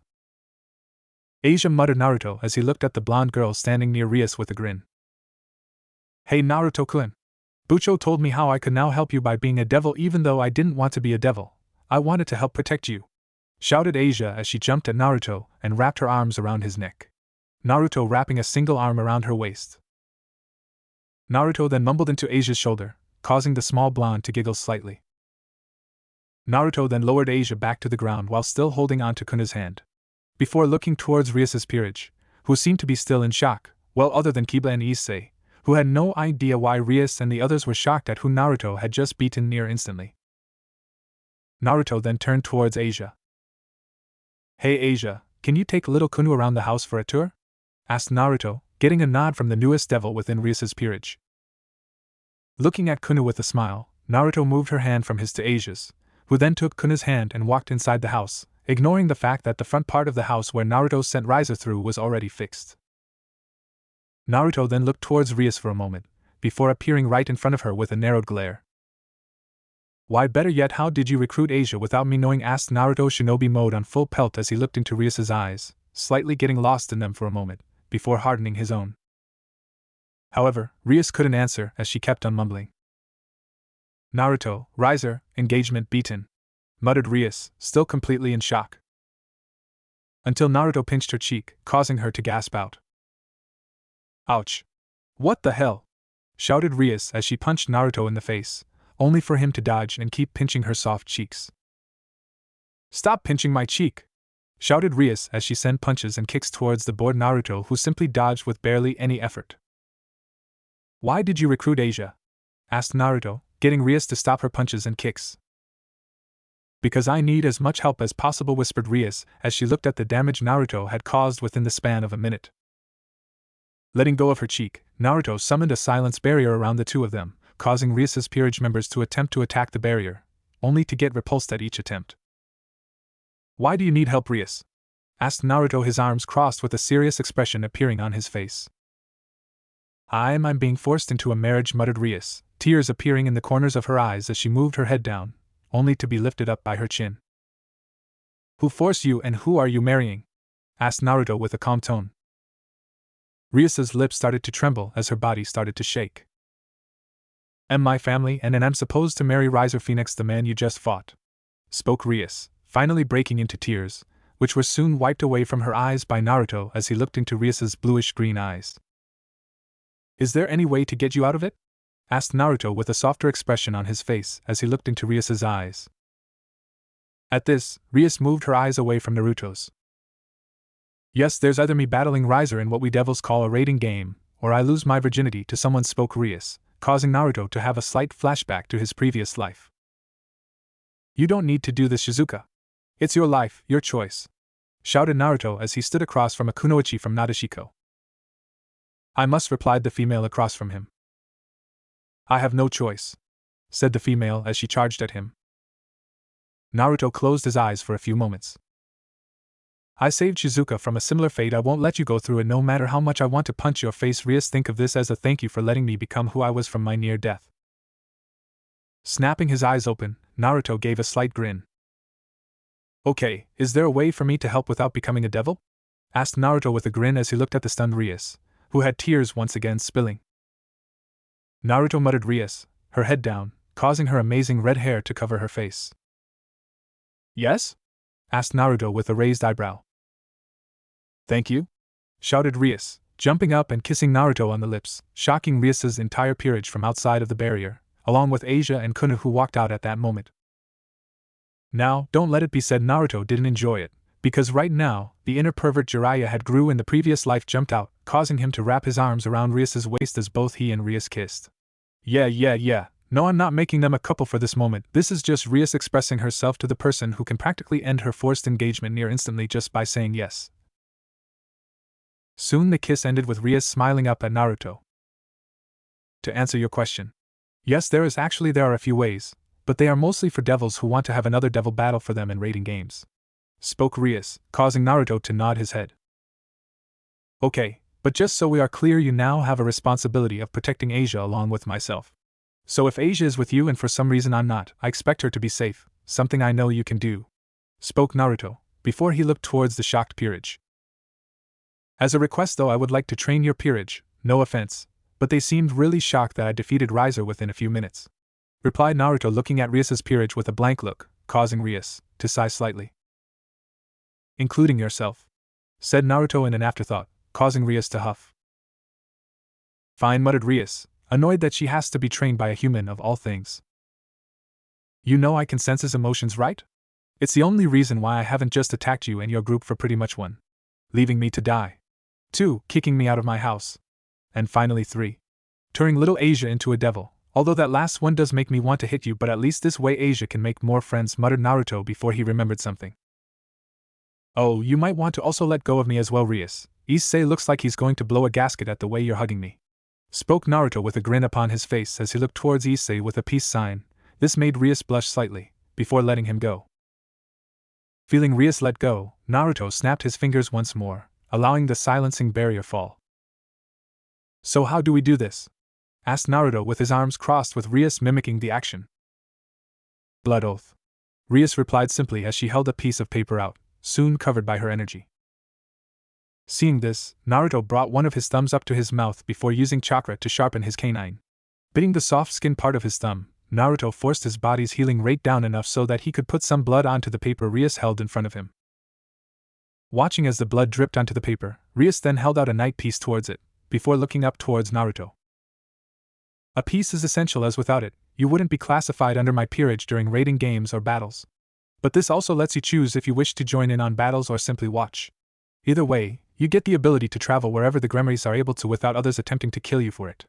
Finished Rias as the night piece sank into the paper, which then shot onto Naruto's right wrist, wrapping itself to his skin before sinking in and leaving the mark of Gremlin on the top of his right wrist.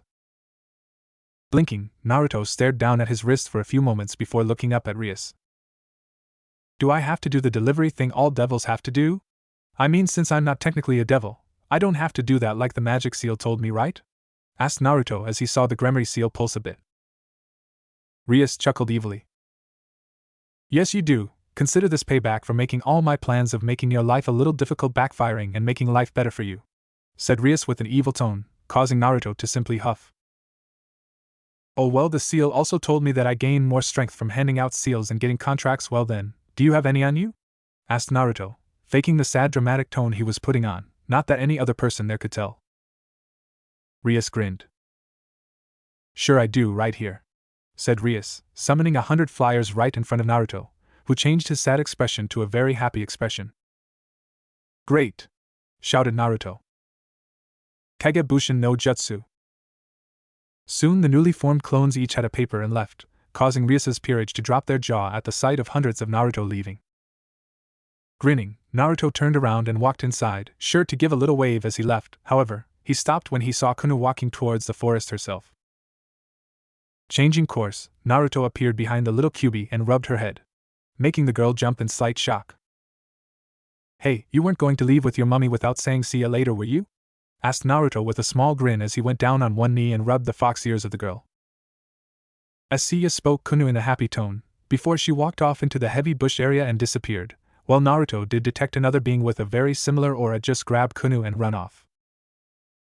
Turning around back towards his house, Naruto's eye twitched as he felt Riasa's peerage walk around his house with Asia leading them.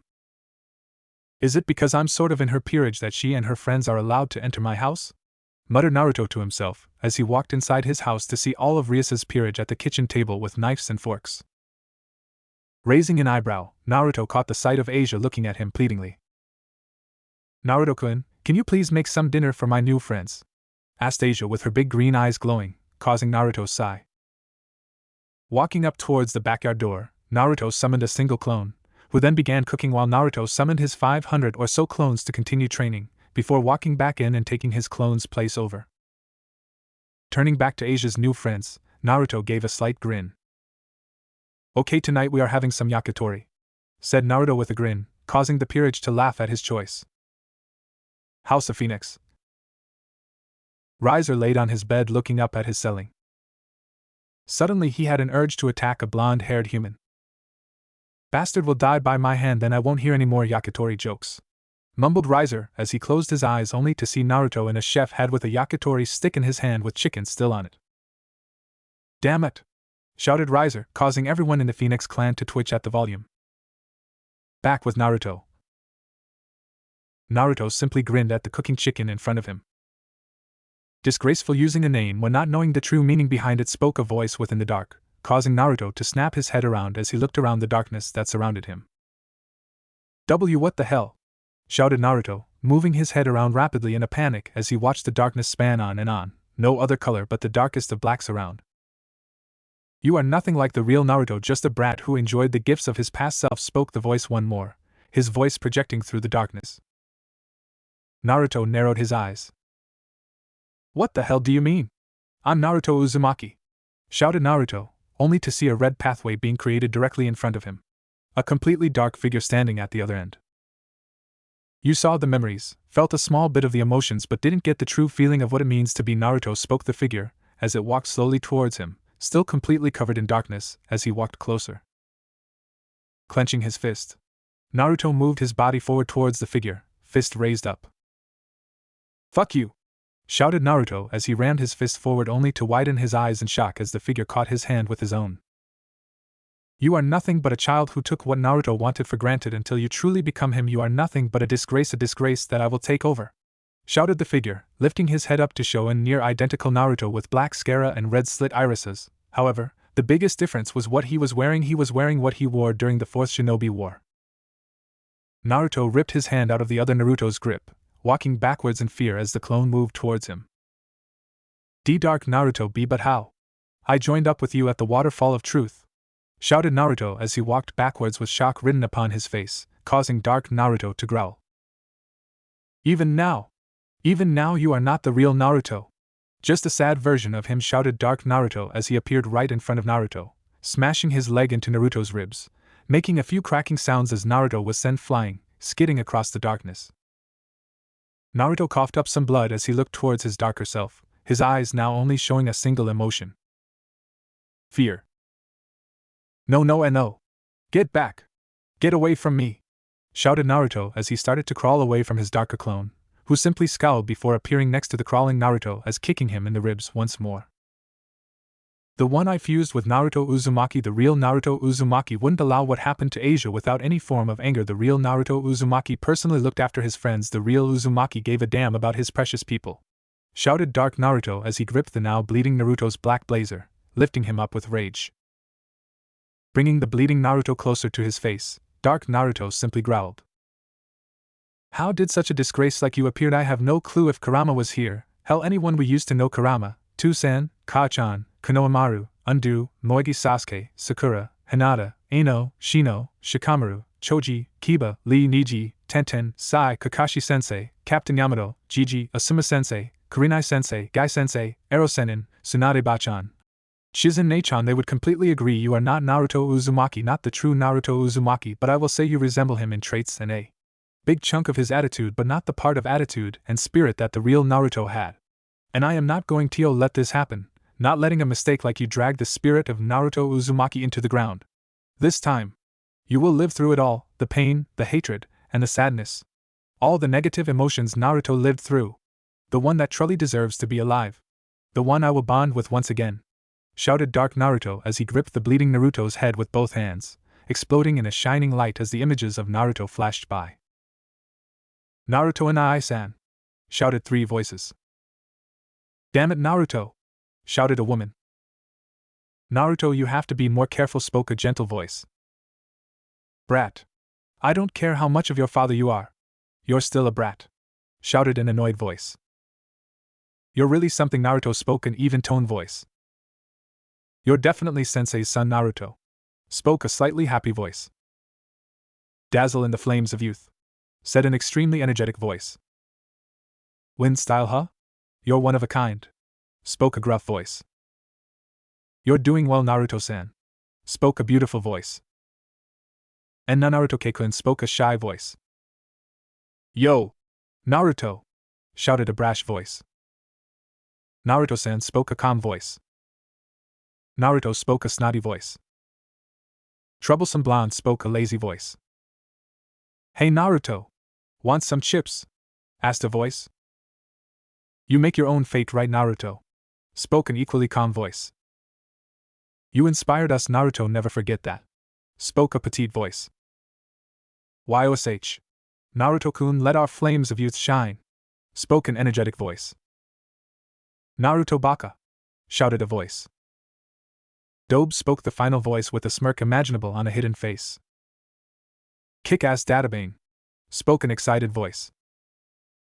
I believe in you! Spoke a tearful and confident voice. You're the one, Sage Gigi spoke of Naruto, spoke 8 voices. Partner spoke a gruff, prideful voice. Naruto! Shouted all the voices together. I'm Naruto Uzumaki. I'm not going to run away, and I never go back on my word. That's my nindo! My ninja way! Suddenly the light faded from sight, 2 figures now standing parallel to each other. Arigato, spoke Naruto, lifting his now cleared of blood face to look at his darker self.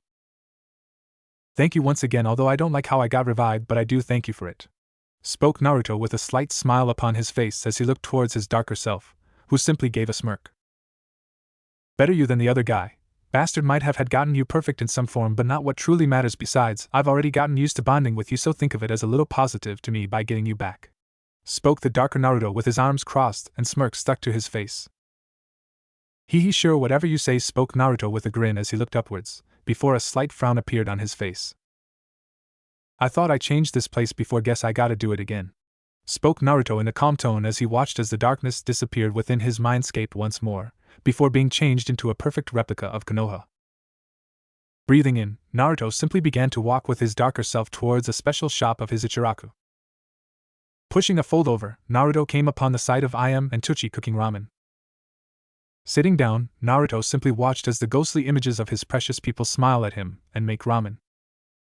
You know, I really do miss them, but at least this way I can see them each and every day, spoke Naruto with his calm and peaceful tone before giving out a sigh.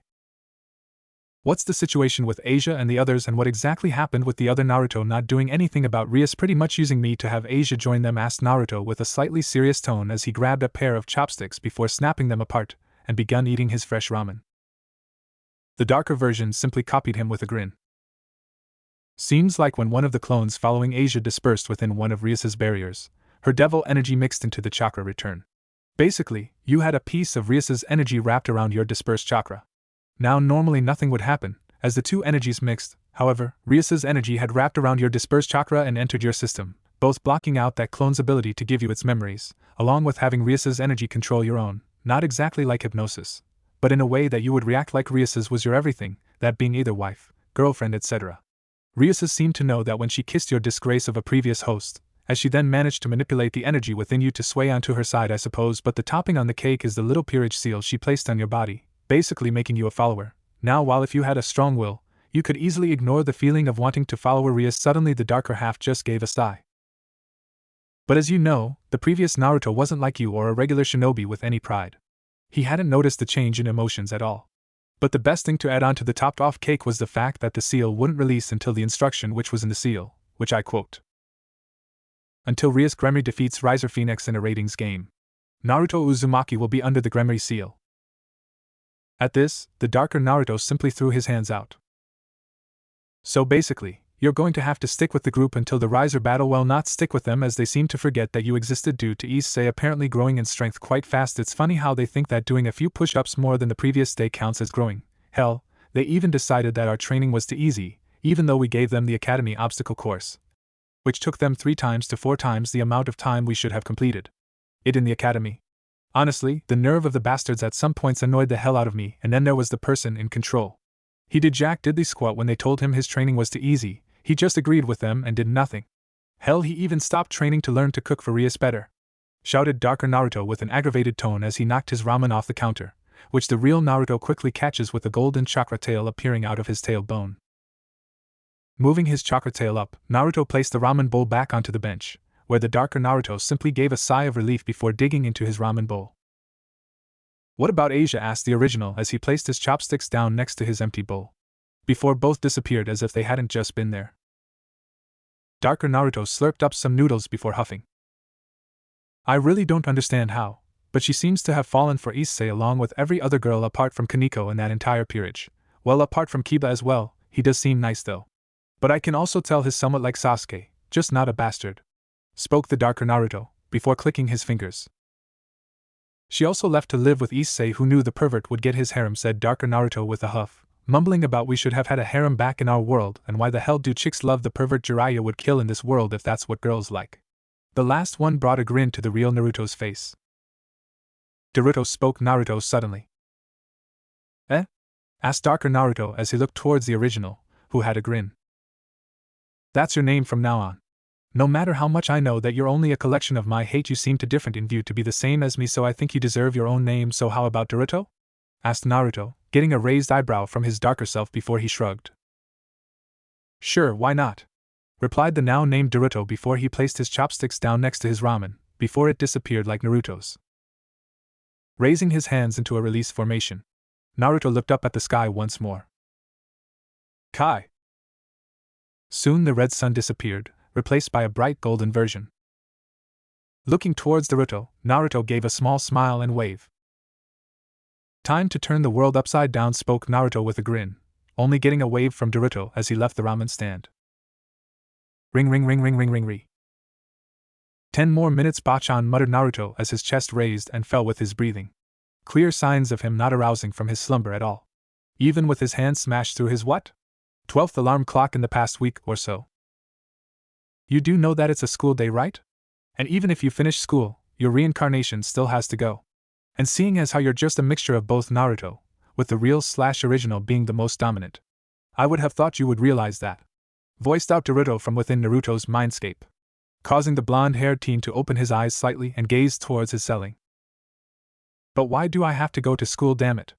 Back where we came from, the school we went to was a ninja school, and while it wasn't exactly cool, we got to learn some form of fighting and ninjutsu.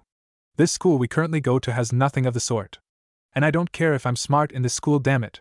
It's too boring, muttered Naruto out loud as he pushed his torso up, causing the small white sheets he had over him to fall down, showing his orange singlet off to the world or the mirror in front of his room. Naruto simply chuckled evilly. It's not my fault that you go to school, is it? Anyway, wouldn't you be needing to get to class in about 7 minutes?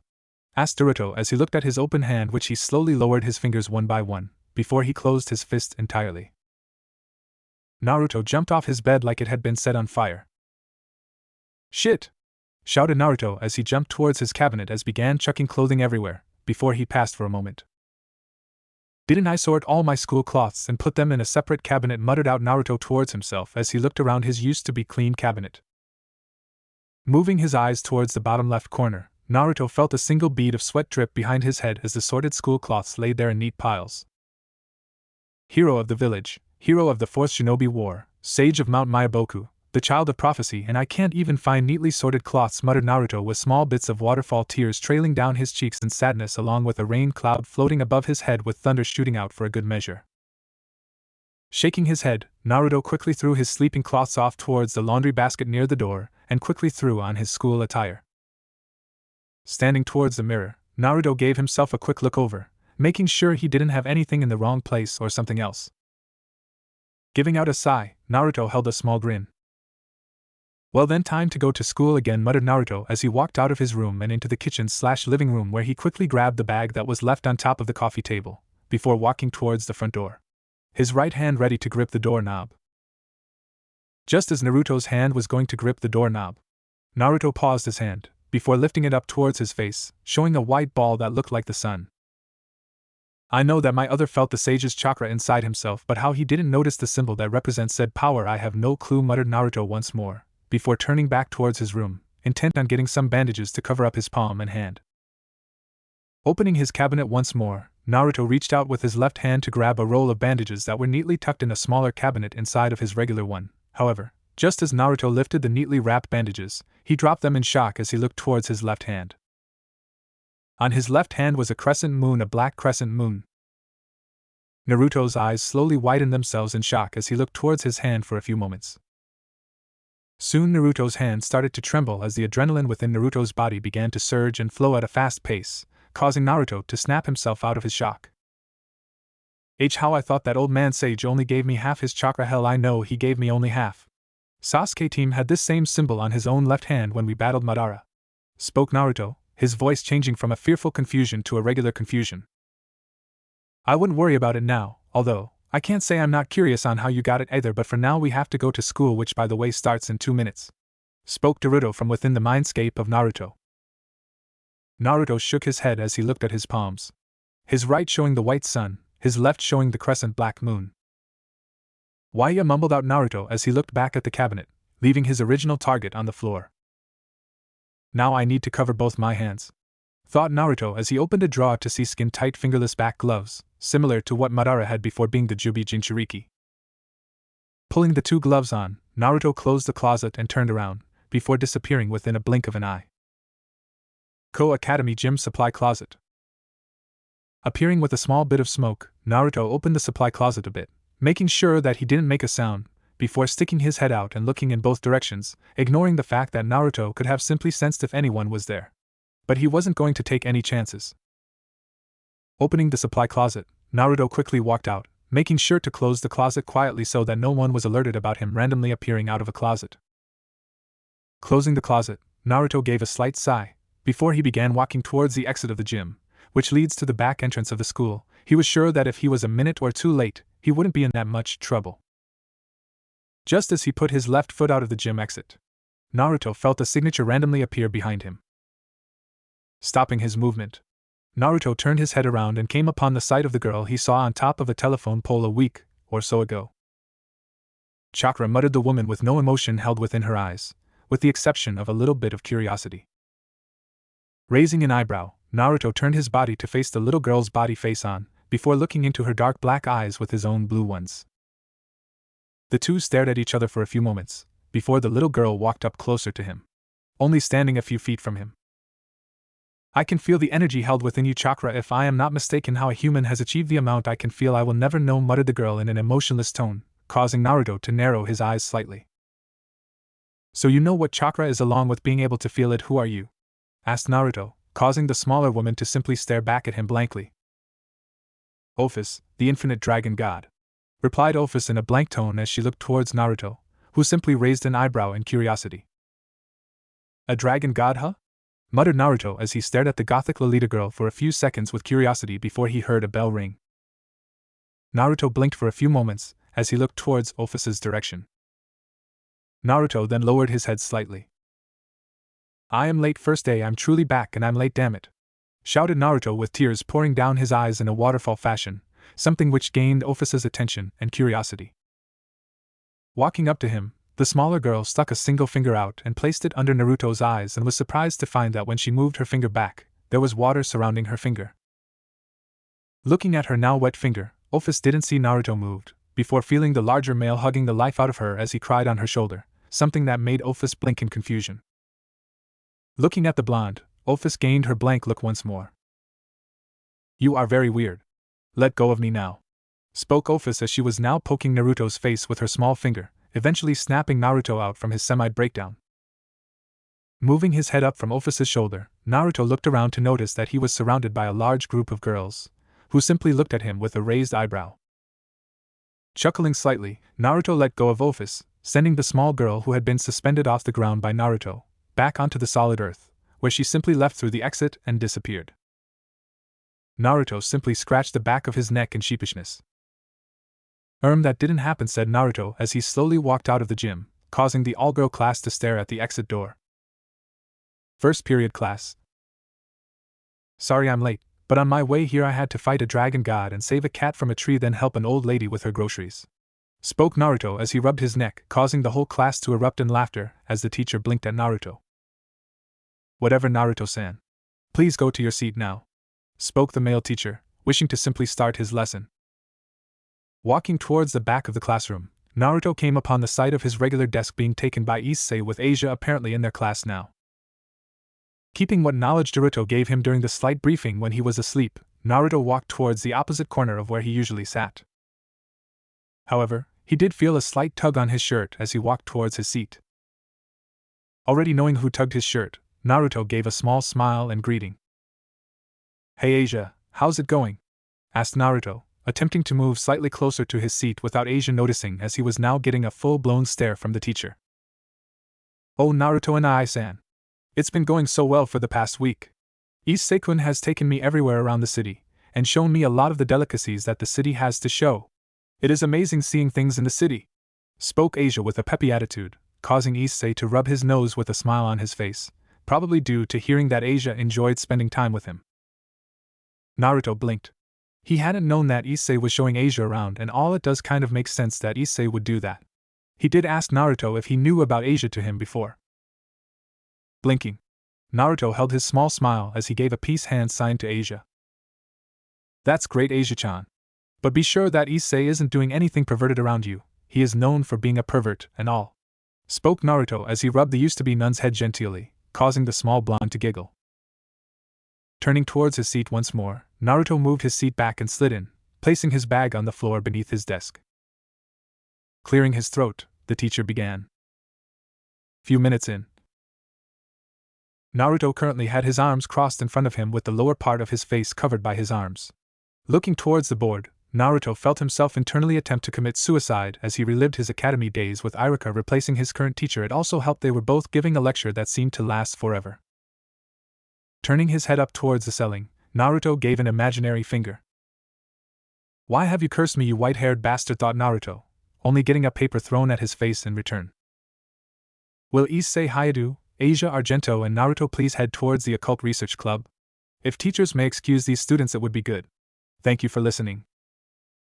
Seeing as the announcement finished, Naruto watched as Issei and Asia stood up and began making their way towards the door, with both Asia and Issei waiting for Naruto, who had not even attempted to move.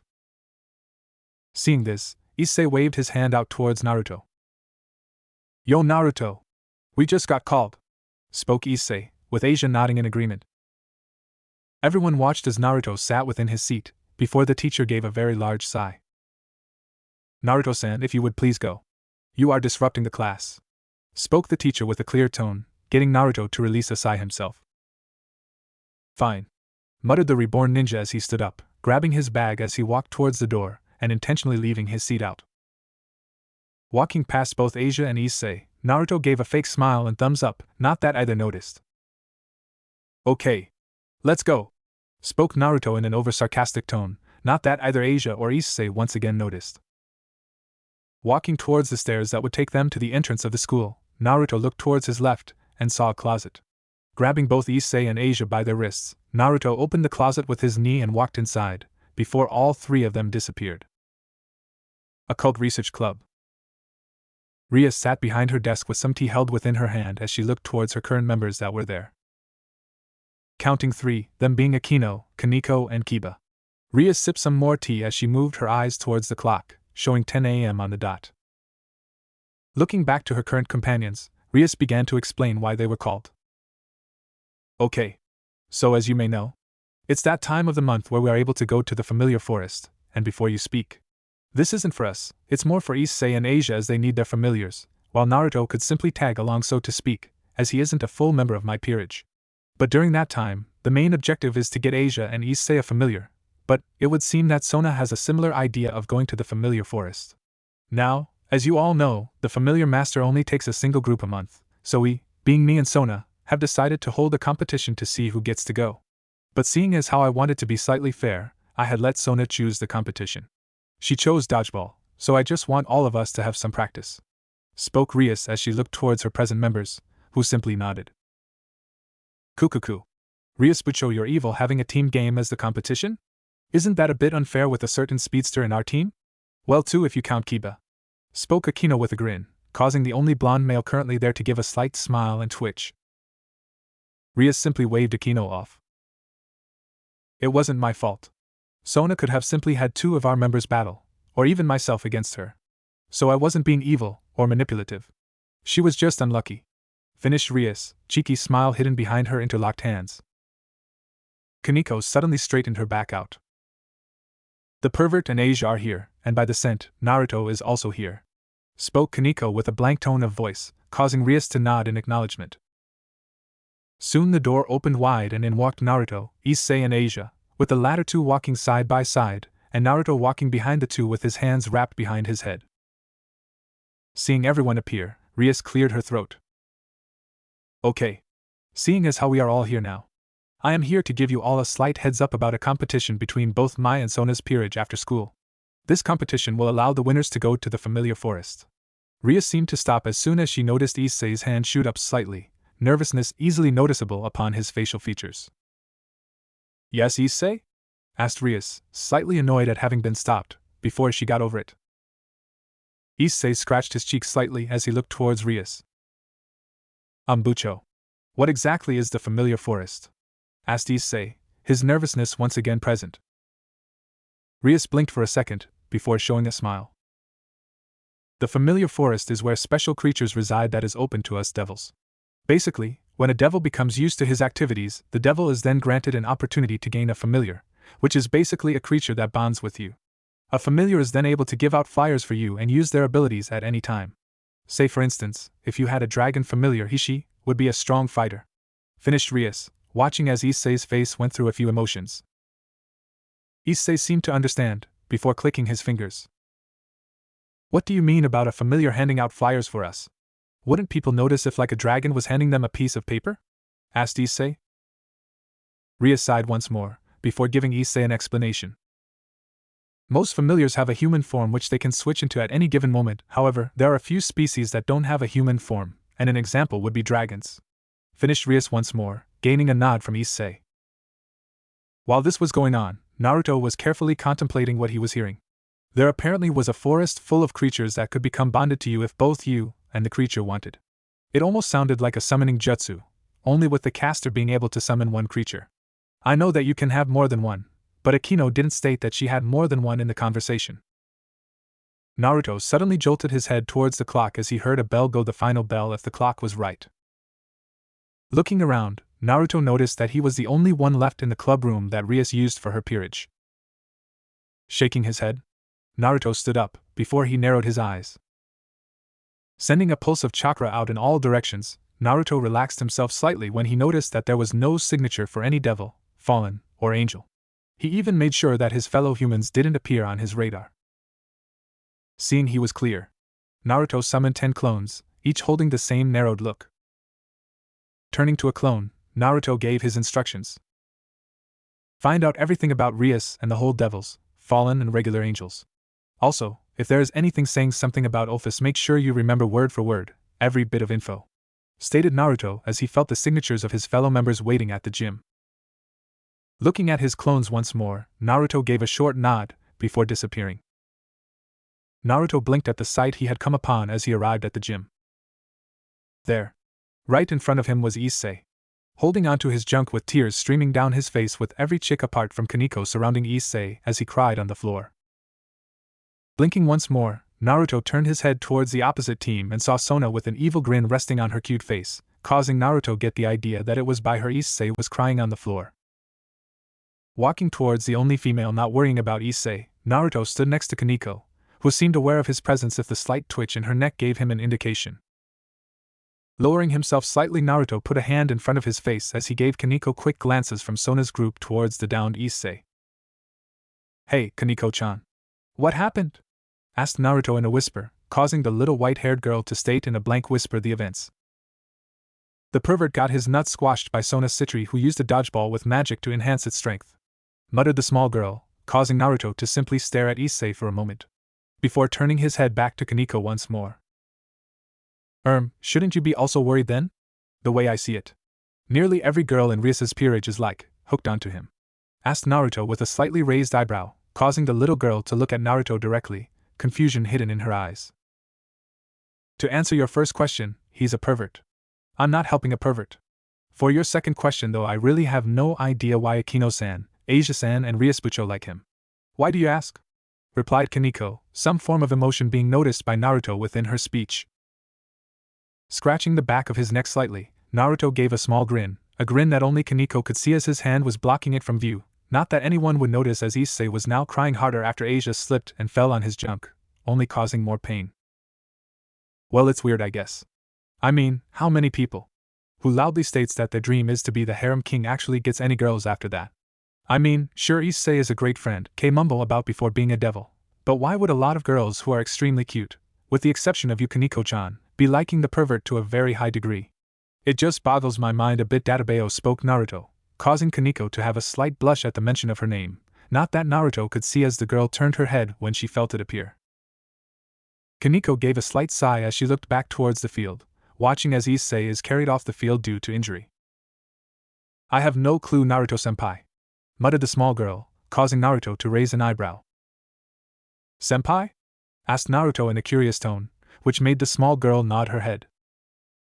"Hi, not only are you older, Naruto-senpai, but you are also stronger," spoke Kaneko, who was once again staring blankly at the pervert who was getting healed by Asia.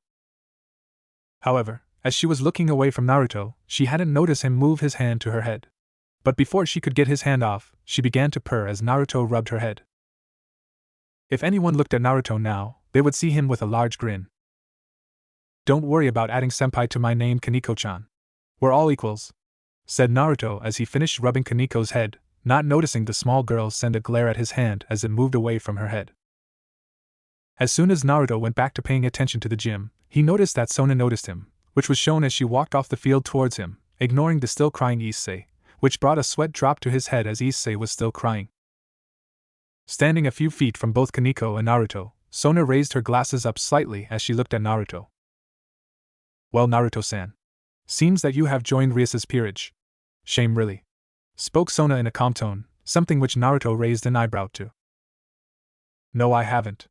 Well, not really, I guess," spoke Naruto as he raised his right arm and pulled his sleeve down, showing the mark of Gremory.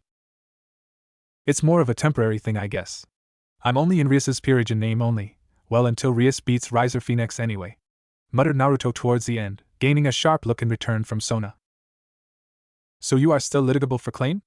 I will see to it that I gain you with a mutated piece I have," replied Sona as she spun on her heel and returned to her side of the court. "She seemed excited that you were still up for grabs," spoke Kaneko from Naruto's side, causing Naruto to simply nod his head, confirming that he noticed that too as well. Rias then walked over to them, Issei now sitting on a chair with an ice pack held in front of his lap. "Naruto, you have to take Issei's place as it was an unfair spot to hit," quickly spoke Rias as she returned to the court, Naruto simply giving a huff. Turning to Kaneko, Naruto rubbed her head once more, gaining another purr from the girl. "Wish me luck," said Naruto with a grin, before walking towards the court. "Missing Kaneko's, you don't need it, senpai." Appearing on the court, Naruto noticed he was the only one on. Turning his head around, Naruto blinked a few times to see that Rias had Kiba, Akino cheering about avenging Issei's death. Cue multiple sweat drops. "What the hell is wrong with them?" muttered Naruto, before turning his head back to Sona and her two other team members. "Yo! You mind if we just start? They're taking their time with avenging Issei's death, and I am curious about the familiar forest," spoke Naruto as he spread his knees and legs apart slightly ready for the game. Sona simply grinned evilly.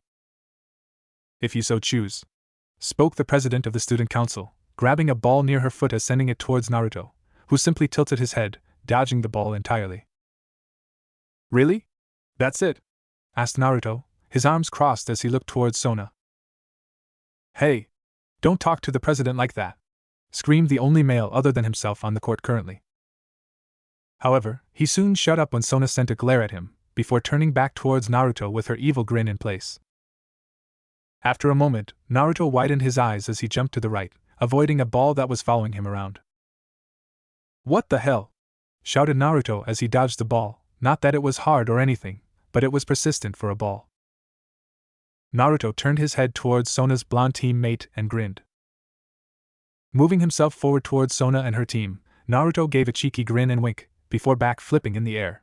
He didn't stop there, however. As the ball went slightly past Naruto, Naruto span and kicked the ball straight into the other male's nuts, shooting him out of the building. Sona watched with shocked eyes as Naruto did that, before feeling a ball bop her in the nose gently. Turning her head, she saw another Naruto grinning with a peace hand sign.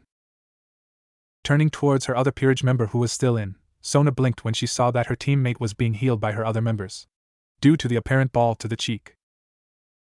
Turning her attention back towards Naruto, Sona came upon the sight of 3 Narutos with their arms crossed and side by side. Better, spoke the Naruto on the left. Luck, said the Naruto on the right. Next time, Sona-chan, finished the Naruto in the middle with a single thumbs up held out towards her. She so likes you, spoke Naruto from within the mindscape. Shut up, replied Naruto, blushing slightly as he sent a glance towards Sona. To avenge Issei's death, finished Rias and her team's chant, only causing both Naruto and Sona's peerage, including the blonde male who was shot out of the building, to sweat drop heavily. This only continued when they walked onto the court and picked up a ball, ready for action. Sona just shook her head, before walking off the court, only turning around to give Naruto a slight wave. Good game, Naruto-san, spoke Sona, her peerage following her out. Before Naruto could turn, he saw Rias stand right in front of him. What happened, Naruto? Why did Sona leave? Asked Rias, as she stood in front of Naruto with her hands on her hips. Within the mindscape, Naruto simply smacked his face as he mumbled out. Beat the other team while you were chanting, and did you seriously not pay attention to someone being smashed through a building? Nodding to Naruto's thoughts, Naruto gave a slight sigh and cheesy grin. Oh, I saw that you guys were all busy helping Issei, so I thought I would do my part and play ahead. I won a few seconds before your speech and cheer, replied Naruto, mentally wanting to smash his head at the unawareness Rias and her peerage apparently had. Oh, replied Rias with a blink, before she turned towards her peerage members.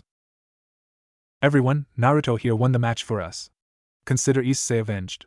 Now, we can all get changed and ready for the familiar forest in about 30 minutes, okay? Spoke Rias, getting a nod from everyone as they disappeared in a summoning circle, Issei and Asia going with Akino.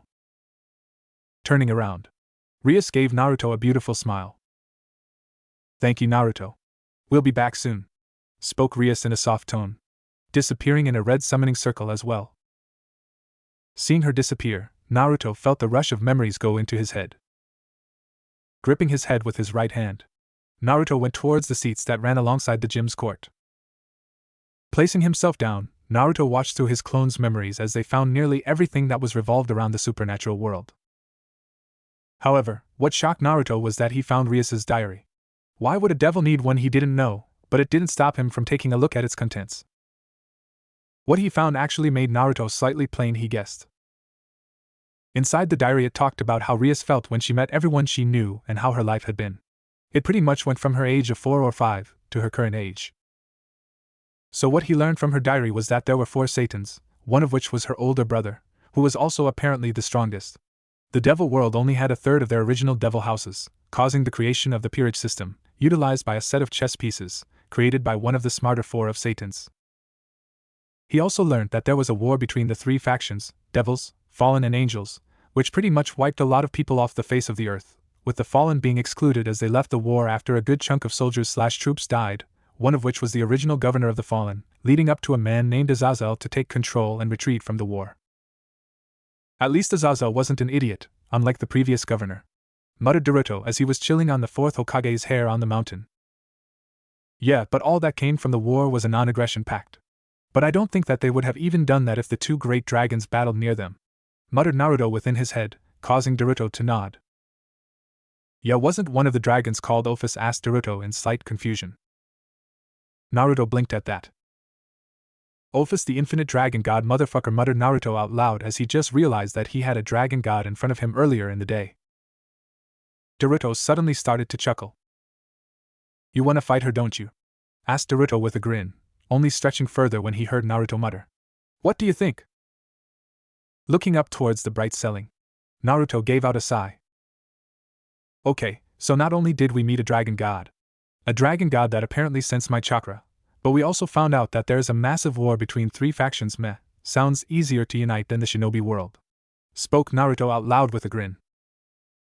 Hey, he's the man who united every major village, along with probably the smaller ones as well, and also made friends with the 9 Bijou. What the hell was out of his reach? Suddenly Naruto snapped his head towards the roof. Senjutsu chakra, and like that he disappeared, causing a certain black cat to widen its eyes.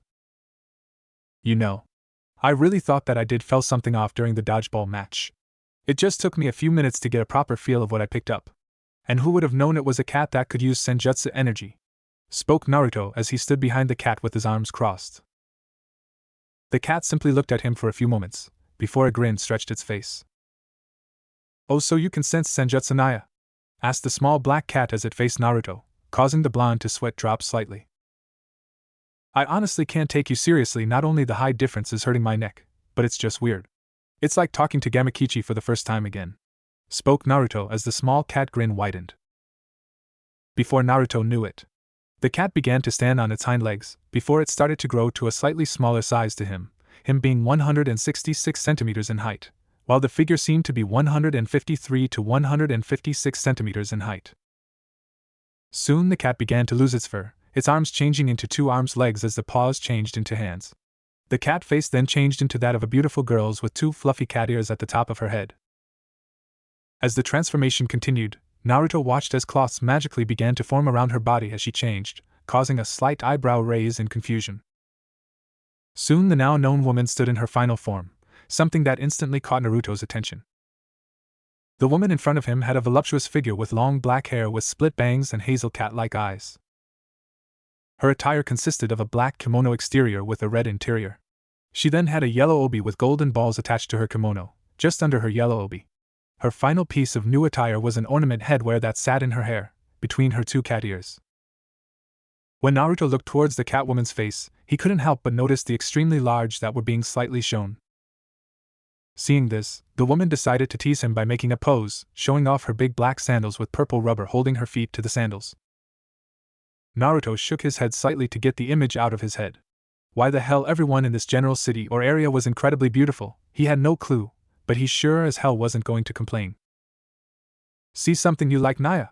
Asked the woman with a grin on her face, something Naruto noticed held a cheeky look to it. Shaking his head once more, Naruto gave out a sigh. So you going to tell me why you were watching the match from up here? Or is this going to be a problem?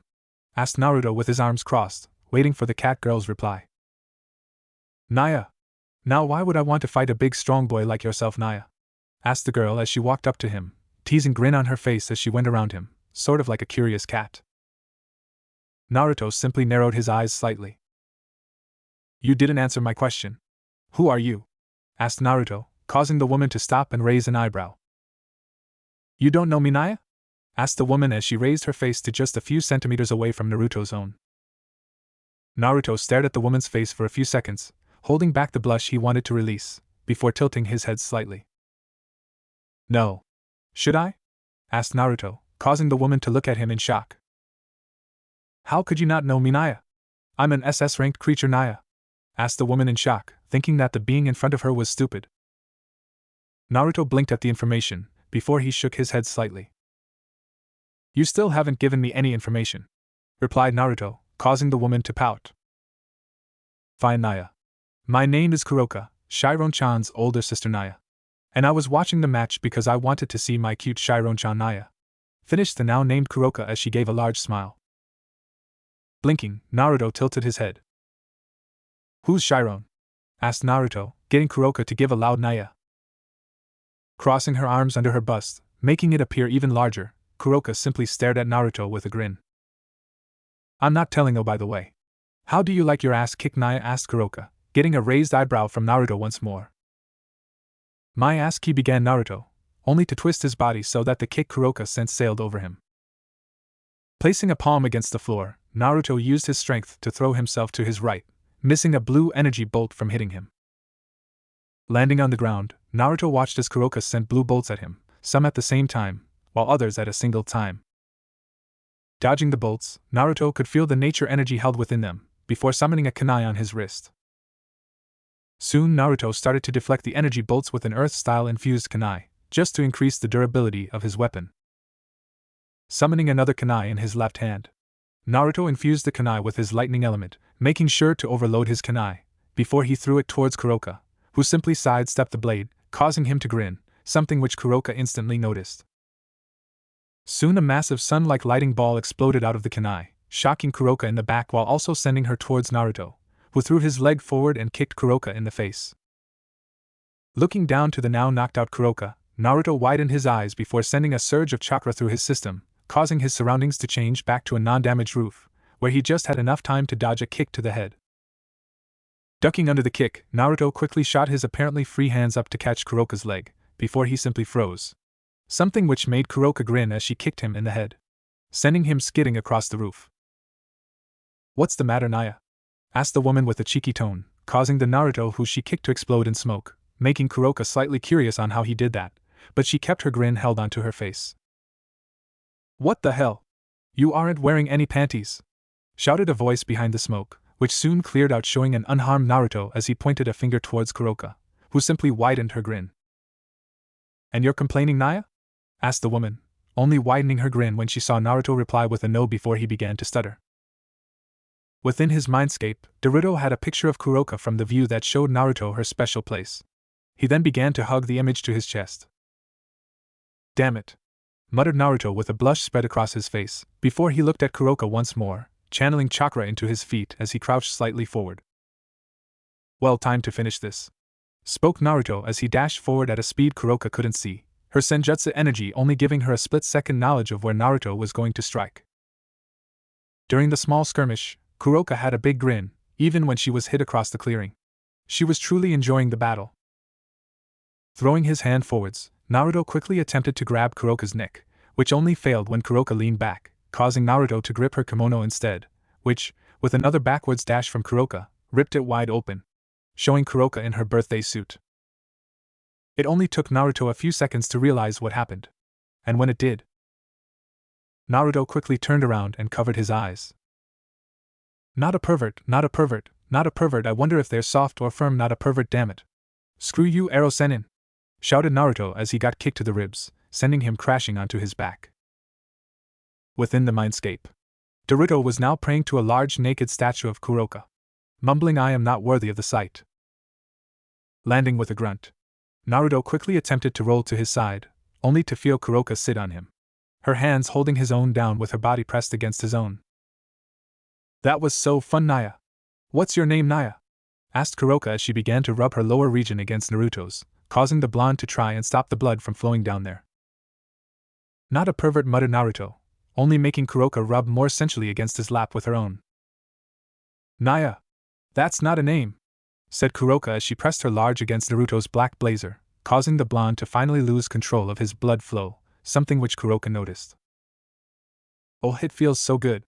And that's just with it, rap, Naya," shouted Kuroka as she began to speed up her rubbing. Naruto bit the inside of his mouth as he heard the woman's moans. "Think of something else, Uzumaki," muttered Naruto within his mind. Naruto then thought of something. Checking his chakra, Naruto was surprised to find it perfectly fine, no form of genjutsu disrupting the flow. Naruto was soon knocked back into reality when he felt one of his arms go free from the woman's grasp. However, that hand was once again found when it gripped his manhood. Hearing a gasp, Naruto slightly opened a single eye, showing Kuroka gasping in shock. So big NYA," shouted Kuroka in joy, causing Naruto to sweat slightly. Turning his around, Naruto caught sight of the spot he had been stuck in a genjutsu on the floor were two kunai. Grunting slightly as he felt Kuroka start to move her hand, Naruto needed to distract her. Looking up towards Kuroka's face, which held a fascinated look, Naruto quickly shot his chest and head up, landing a kiss on Kuroka's lips, effectively shocking the woman as he then swapped places with the kunai. However, when he landed at the kunai's original place, he had to quickly dodge his kunai that had went flying past his face, cutting his cheeks slightly. Kuroka, in her beautiful naked form, had a slightly lusty look in her eyes as she sensually walked towards Naruto, her hips and ass moving with each step, causing the boner within Naruto's pants to stay firm. My, looks like our little pet is running Naya," spoke Kuroka as she dashed towards Naruto once more, intent on getting what she wanted. Naruto just kept dodging. He couldn't focus as Kuroka's bounced with each jump, step and sway. "I'm not a pet, damn it! I'm Naruto Uzumaki!" shouted Naruto as he rolled forwards, dodging under Kuroka's jump. Landing on her feet, Kuroka grinned. "Naruto Uzumaki Naya? Well, Mr. Fishcake, this cat is hungry Naya," spoke Kuroka with a lusty grin, only making Naruto sweat. Damn it, why did his name have to be both a fish cake and a super whirlpool? Well, the super whirlpool was cool, which was called a maelstrom, but the fish cake part sucked. Picking up the second kunai near his foot, Naruto quickly chucked it off the building. Just as Kuroka jumped towards him, he used a quick series of replacements to escape. Landing on the grass below, Naruto hid behind a tree, his brows sweating slightly. Damn it. I can't focus with the lusty cat. Damn her stupidly Tsunade-sized breasts. Did I just say Tsunade's breasts? But that means I looked at a granny's breast size, thought Naruto to himself, waterfall tears going down his jaw at the disturbing thought. Snapping himself of it, Naruto's face turned serious. I also couldn't fight properly as well. Hell, I doubt both me and her did more than our base minimum, that being an academy-level nin for me. But she defiantly showed off with her use of senjutsu and genjutsu, muttered Naruto as he stuck his head slightly from behind the tree, watching as the shadow of Kuroka looked around for a moment before disappearing. Giving out a sigh, Naruto walked out from behind the tree and pat himself down, getting some of the dust and grime off his clothing. Just to make sure that the cat woman was gone, Naruto jumped up to the roof, making no sound as he felt his feet land onto the roof. Turning his head slowly, Naruto looked to where his two kunai were and gave a sigh. He also saw that the ripped kimono was missing. Well, at least my kunai are still usable, muttered Naruto as he went to pick up his two weapons, only to watch as they fell apart within his hands. Naruto stared blankly at the weapons, before simply dropping them and disappearing, only to reappear inside of the gym, once again sitting on the steps, watching as a large red summoning circle appeared. Soon the peerage of Rias Gremory appeared in their usual attire with Issei still holding an ice pack to his lap. Rias waved slightly to Naruto as she created a portal behind her, causing Naruto to narrow his eyes at the image behind the portal. Clearing her throat, Rias began to explain how this would work, along with the fact that since Naruto wasn't truly a part of her peerage, it would be extremely difficult for him to gain a familiar. However, Naruto waved it off. Turning her back to her peerage, Rias turned her head around slightly and gave a smile. "We all ready?" asked Rias, getting a conforming nod from everyone. Turning her head back towards the portal, Rias stepped in, soon followed by the rest with Naruto going in last. Familiar forest, the darkest, broodiest forest you will ever know. The place of Sasuke's birth. Walking in, Naruto could only widen his eyes as he felt the senjutsu chakra floating around. It was so much that he didn't even need to focus on the feeling, but then again, he was accustomed to it to a point that he matched old Toad Fukasaku in senjutsu sensing, maybe even in absorbing the energy too. Shaking his head once more, Naruto quickly caught up with Rias's peerage and walked at the back. He did notice what appeared to be a realistic version of Ash Ketchum from Pokemon if he never grew up. If the boy shorts and shirt on a man over like 30 gave it away, don't own Pokemon. As Naruto walked with the group, he could feel something clawing at his head, and it wasn't Naruto, although he was quite quiet. When the group stopped, Naruto came upon the sight of a lake which had a cross-species of a male/female jock thing appearing. Let it be known that Issei wasn't the only one saying that thing didn't classify to be a female. As they walked away from the lake, Naruto gripped his head and gave a grunt, something which Rias and the group noticed. Rias, seeing as they had to look around before it was midnight, walked up to Naruto and put a hand to his head. "Are you okay, Naruto? You don't have any physical pain showing?" asked Rias, only getting another grunt.